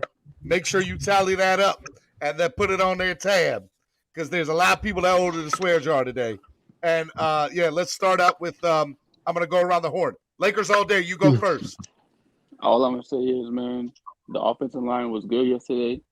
You know, Brissett was playing good. Our defense needs to stop playing some zone and switch it up a little bit. And our quarterback, and our coach is good, man. We just messed up on getting Herbert. That's it. I hear you, Lakers all day. Thank you for coming on, man. Sorry I didn't have you on long today. You're welcome. Hey, real quick, just so you know, also, Andravia said y'all don't pay your swear jar either. I'm just saying he's calling y'all out that y'all don't pay y'all swear jar. All right, let's go. 1, 2, 3, 4 Eps. Take yourself off mute. What's up, guys? I've been hearing everything go crazy, but yeah, I think we need to backpedal on all this Justin Herbert stuff. I mean, we're not getting Justin Herbert. That ship has sailed. You know, we keep saying, "Oh, Justin Herbert did this, Justin Herbert did that." I mean, that just doesn't make sense because we're not getting him. It's over. Justin Herbert's over. We need to get that out of our mindset first and foremost. I do agree with a lot of things I heard today. I was really upset on B-Flow, but I do think that you guys are right. He does deserve our chance to see if he can fix this. I mean, it just is what it is, and we're going to have to just go there and weather this storm right now. And a lot of people are mad, and you can see a lot, even Rashad, I respect your opinion. But, I mean, it's just a lot of people are mad, and I think that a lot of people made a lot of good points. We need to backpedal, slow down. We don't need to. You can't fire everybody in week 5 or 6. You know, it just is what it is. But this Herbert talk every week. Oh, Herbert did this. Herbert did that. Herbert did this. That just needs to stop because we ain't getting Herbert. Now we need to focus on going forward, what we can do forward to make this team better, and hopefully we can do Watson. You know, I like Watson, but I'm not a big Tua fan. If Tua can come out and win us games, God, I pray he can. I really do. And Steven, thank you for the show and the vent. And Pamela, everybody, man, you guys were so good. And Solo D, if you're here, thanks for stopping by. I appreciate all y'all, man. Thank you, 1, 2, 3, 4 Eps. Y'all have a blessed day, man. Y'all have a blessed day and stay safe, man. All right, Bye, 1, 2, 3, 4. Thank you. Between people's final thoughts real quick, just want to let people know tomorrow morning, Dolphins report, the Miami Herald Dolphins report with Daniel Oyefusi. So make sure you guys come and check that out tomorrow morning. That'll be a really good talk with the beat reporter, Daniel. He's a good guy. So make sure you guys check that out. All right, let's go to Pamela. Pamela, you're next. Okay, thank you. So thanks, Stephen, for this. It really helped me feel a lot better to vent, and I definitely agree that Flo deserves a chance. I am not off the Flo train, not at all. But I want to see him be who he is. Be that guy that ran on the field that was ready to take down somebody. Fight for our team against the refs. Fight for your place in this team. And I totally am not a Watson person. I think as a coach, we got to go with what we know. We see who we have. Huge improvement in the O-line and the offensive play. That made me feel great. The D needs to step up. And everyone, I enjoyed it. It was an awesome show today. Thanks for going extra, Stephen. Hey, no problem. I do it for y'all. I want y'all to know that. All right. I love you, Pam. I appreciate it. Love you guys. All right. I also want to remind everybody, too, this Sunday, we are going to have a special edition of Clock Blockers. In lieu of a pregame morning show, I'm going to do a Clock Blocker special edition morning show on Sunday at 8 a.m. So make sure you guys come check that out because we play at 9:30 across the pond. We play in the morning Eastern Standard Time. And I'm going to all week have people on from the Fins Nation UK fan club starting tomorrow. So make sure you guys check that out. It's going to be a fun week of the morning show. I'm going to have people over from London on, and make sure you guys, 8 a.m. Sunday, special edition of Clock Blockers. Make sure y'all go check that out. All right, let's go to hey, Steven. Yeah. Hey, can I go real quick? Because I'm going to be setting up a live stream. Go ahead, brother. Hey, all I'm going to say is Coach Flores ain't on no hot seat. That man is fine. Also, the whole thing in regards to him fighting for the team and stuff like that. What people need to understand is the personnel is the personnel you have. If they're not good enough, you can't ask a coach to pull a rabbit out of a hat all the time. And that's what a lot of people are expecting for Coach Flo to just all of a sudden get us to win games when some of this personnel is just not right for this team. And we got a good team, but we just got to make better decisions in the personnel. I'm 100% on Greer with everything because there's too many things that's been missed on. It's okay to miss on some things, but there's too many with the abundance of riches we've had. But all in all, man, great conversation. TD, can you expand on that a little bit in terms of personnel? What anybody in particular you're referring to? Well, I know Stephen got to go. I'll talk about it on the next one when No, I that's go what's live. up. That's what's TD, up. TD, I love you, man. Thank you, brother.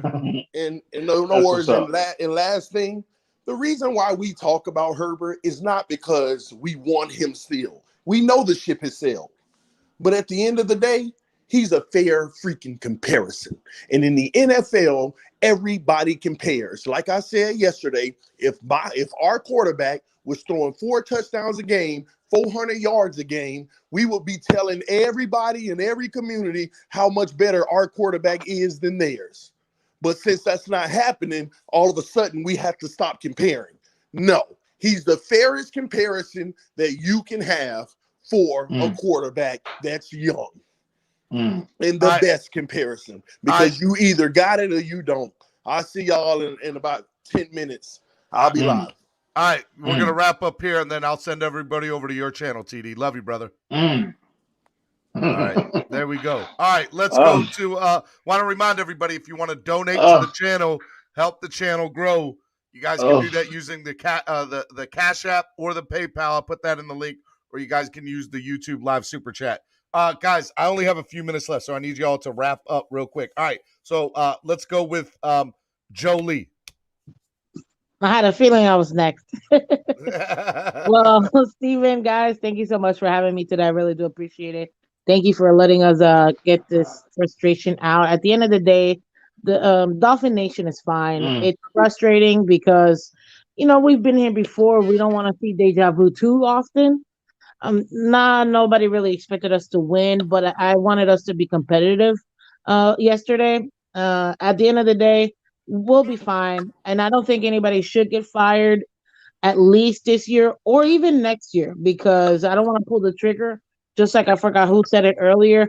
Let's see what we got, and then we can go ahead and make those adjustments. But I still say we should bring Watson now more than anything else. Just saying, even if he's benched, better to have him than to not have him. I agree. Jolie, thank you. I appreciate it. Thank you. Bye, guys. Jolie. Be good. Thank you, guys. All right, let me also bring in Estefan. Estefan, real quick. Hurry up. Hurry up, Estefan. Oh, what's up? What's up? Yeah, what's up, everybody? Hey, bro. What's going on, bro? What's going on? I don't even know what y'all talked about because I was in the back doing some cleaning up on the brush, bro. With the trees. I don't know what y'all talked about. I just wanted to say something positive about yesterday. I saw a glimmer of hope with that left side with what they did. I'm proud of that. I know we lost, but I didn't expect to win. But it's a sign of hope for me. Now we just need the quarterbacks on this team to do better, because I'm just going to go ahead and say it. I don't feel optimistic about acquiring Deshaun anymore. I think he's going to end up going to Carolina. He actually wants to go there, and the trade works out better for both teams. I just got to be honest. So we just got to write it out with Tua till the wheels fall off, and see if this guy develops and gives us something. That's all we got. So, all right, Estefan, be good, brother. All right, let's go with D1. D1, on you, man. Take yourself off mute. Hey, what's up, fellas? I'm just listening to everybody and what they're saying. I mean, I'm in a good mood today. Thank you for the therapy section, but I'm in a good mood today. We get our QB1 back. We get to get some answers over the next coming weeks. We get to judge him as much as we can for the amount of time he's in there. So I'm in a good mood. We're 1-4. The season is still young. And by the end of this month, we'll probably be 4-4. That's where my head is at right now. I still believe in Coach Flo. Chris Greer, I'm on the fence about more and more after every week that goes by. Because I really want Louis Riddick as a GM, and nobody ever gives him a GM job or anything. I really would love Louis Riddick. I agree 100%. I agree 100%, bro. And that's all I have to say. Fins up, and I can't wait for the rest of this season because the season just started. D1, I love you, brother. Be good, man. Love y'all too. All right, hey, guys, remind y'all, 97 likes. Please hit that like button. Let's get over 100 likes today. All right, EM, you're next. Yeah, I'm gonna keep it short, bro. Listen, I'm frustrated, just like everybody is. I know the fan base. We're all frustrated right now. We did not envision us being sitting here 1-4 at the start of the season. But at the end of the day, man, again, like I said earlier, I don't think we're as bad a team as we played yesterday. I just think, sometimes teams run into these buzzsaws and just all the wheels fall off the car at one time. And I think that's what transpired yesterday. But with that being said, there's a lot of positive things I saw yesterday. And I think Tua talking about Loa coming back will be a positive because I do think he's a better quarterback, a better option. When he gets protection, as long as that line holds up and solidifies, it gives him the protection they gave Jacoby Brissett yesterday. I do think we should see an improvement overall with the offense. So that's positive. Hopefully we'll get – I think the reason why we're seeing such a drop-off defensively, it's a multitude of reasons, but I think the number one reason is I don't think our top guys are healthy right now. So let's just let this play out. And as far as Brian Flores, let the man – everybody, I know y'all are calling for his head right now, but give the man the opportunity. He's earned that based off the 2 previous seasons that he's had here. Let the man get an opportunity to right this ship. So with that being said, salute to everybody on the panel. It was an excellent show, Steven. Thank you for having me. And all day, every day, y'all know what it is. All right, be easy, EM. All right, Rashad, I'll let you have final thought of the day, man, because you got it all today. You got all that smoke and eat today. And if you could make it in about 60 seconds or less, I would really appreciate it. It's all good. I agree 100% with what Ian was saying about the offensive line. It looked great. We got to remember that we were playing against Tampa Bay's front seven, which is no joke. Someone called me a Tuanier. I think it was Terrence. I can't remember. I am the furthest thing from it. I did not want Tua. I definitely wanted Isaiah Simmons. Till this day, I believe we can upgrade at quarterback. Don't get me wrong. But Tua is my quarterback right now. As a Dolphin fan, we should all support that no matter what. Yeah, I say he sucks, but we got to back our man. I back all Dolphins. If they're not on his team, I'm not backing them up. I don't care who they are. Now, if you want to talk football and who's better about what, I'm a realist. I'm going to keep it real. That's my opinion. That's how I feel. But, I understand where everyone comes from and their opinions as well. I'm not going to knock anybody. Like I asked everybody a question. They gave me their answer. I said, okay, that's how you feel. Okay. But besides that, fins up. Love all y'all. Let's go get this dub in London. All right, brother. Love you, man. Be good. All right, I want to thank everybody for coming on to the show today. This was an amazing Therapy Monday. Please go share the show with everybody today. A lot of people didn't get a chance because they didn't wake up earlier. They're on the left coast. Make sure that they know about the show. Tell them. Let's get more people watching this show today. And remember, tomorrow, guys, 8 a.m., bright and early. I'll see you guys Eastern Standard Time. Let's go. Love y'all. Peace.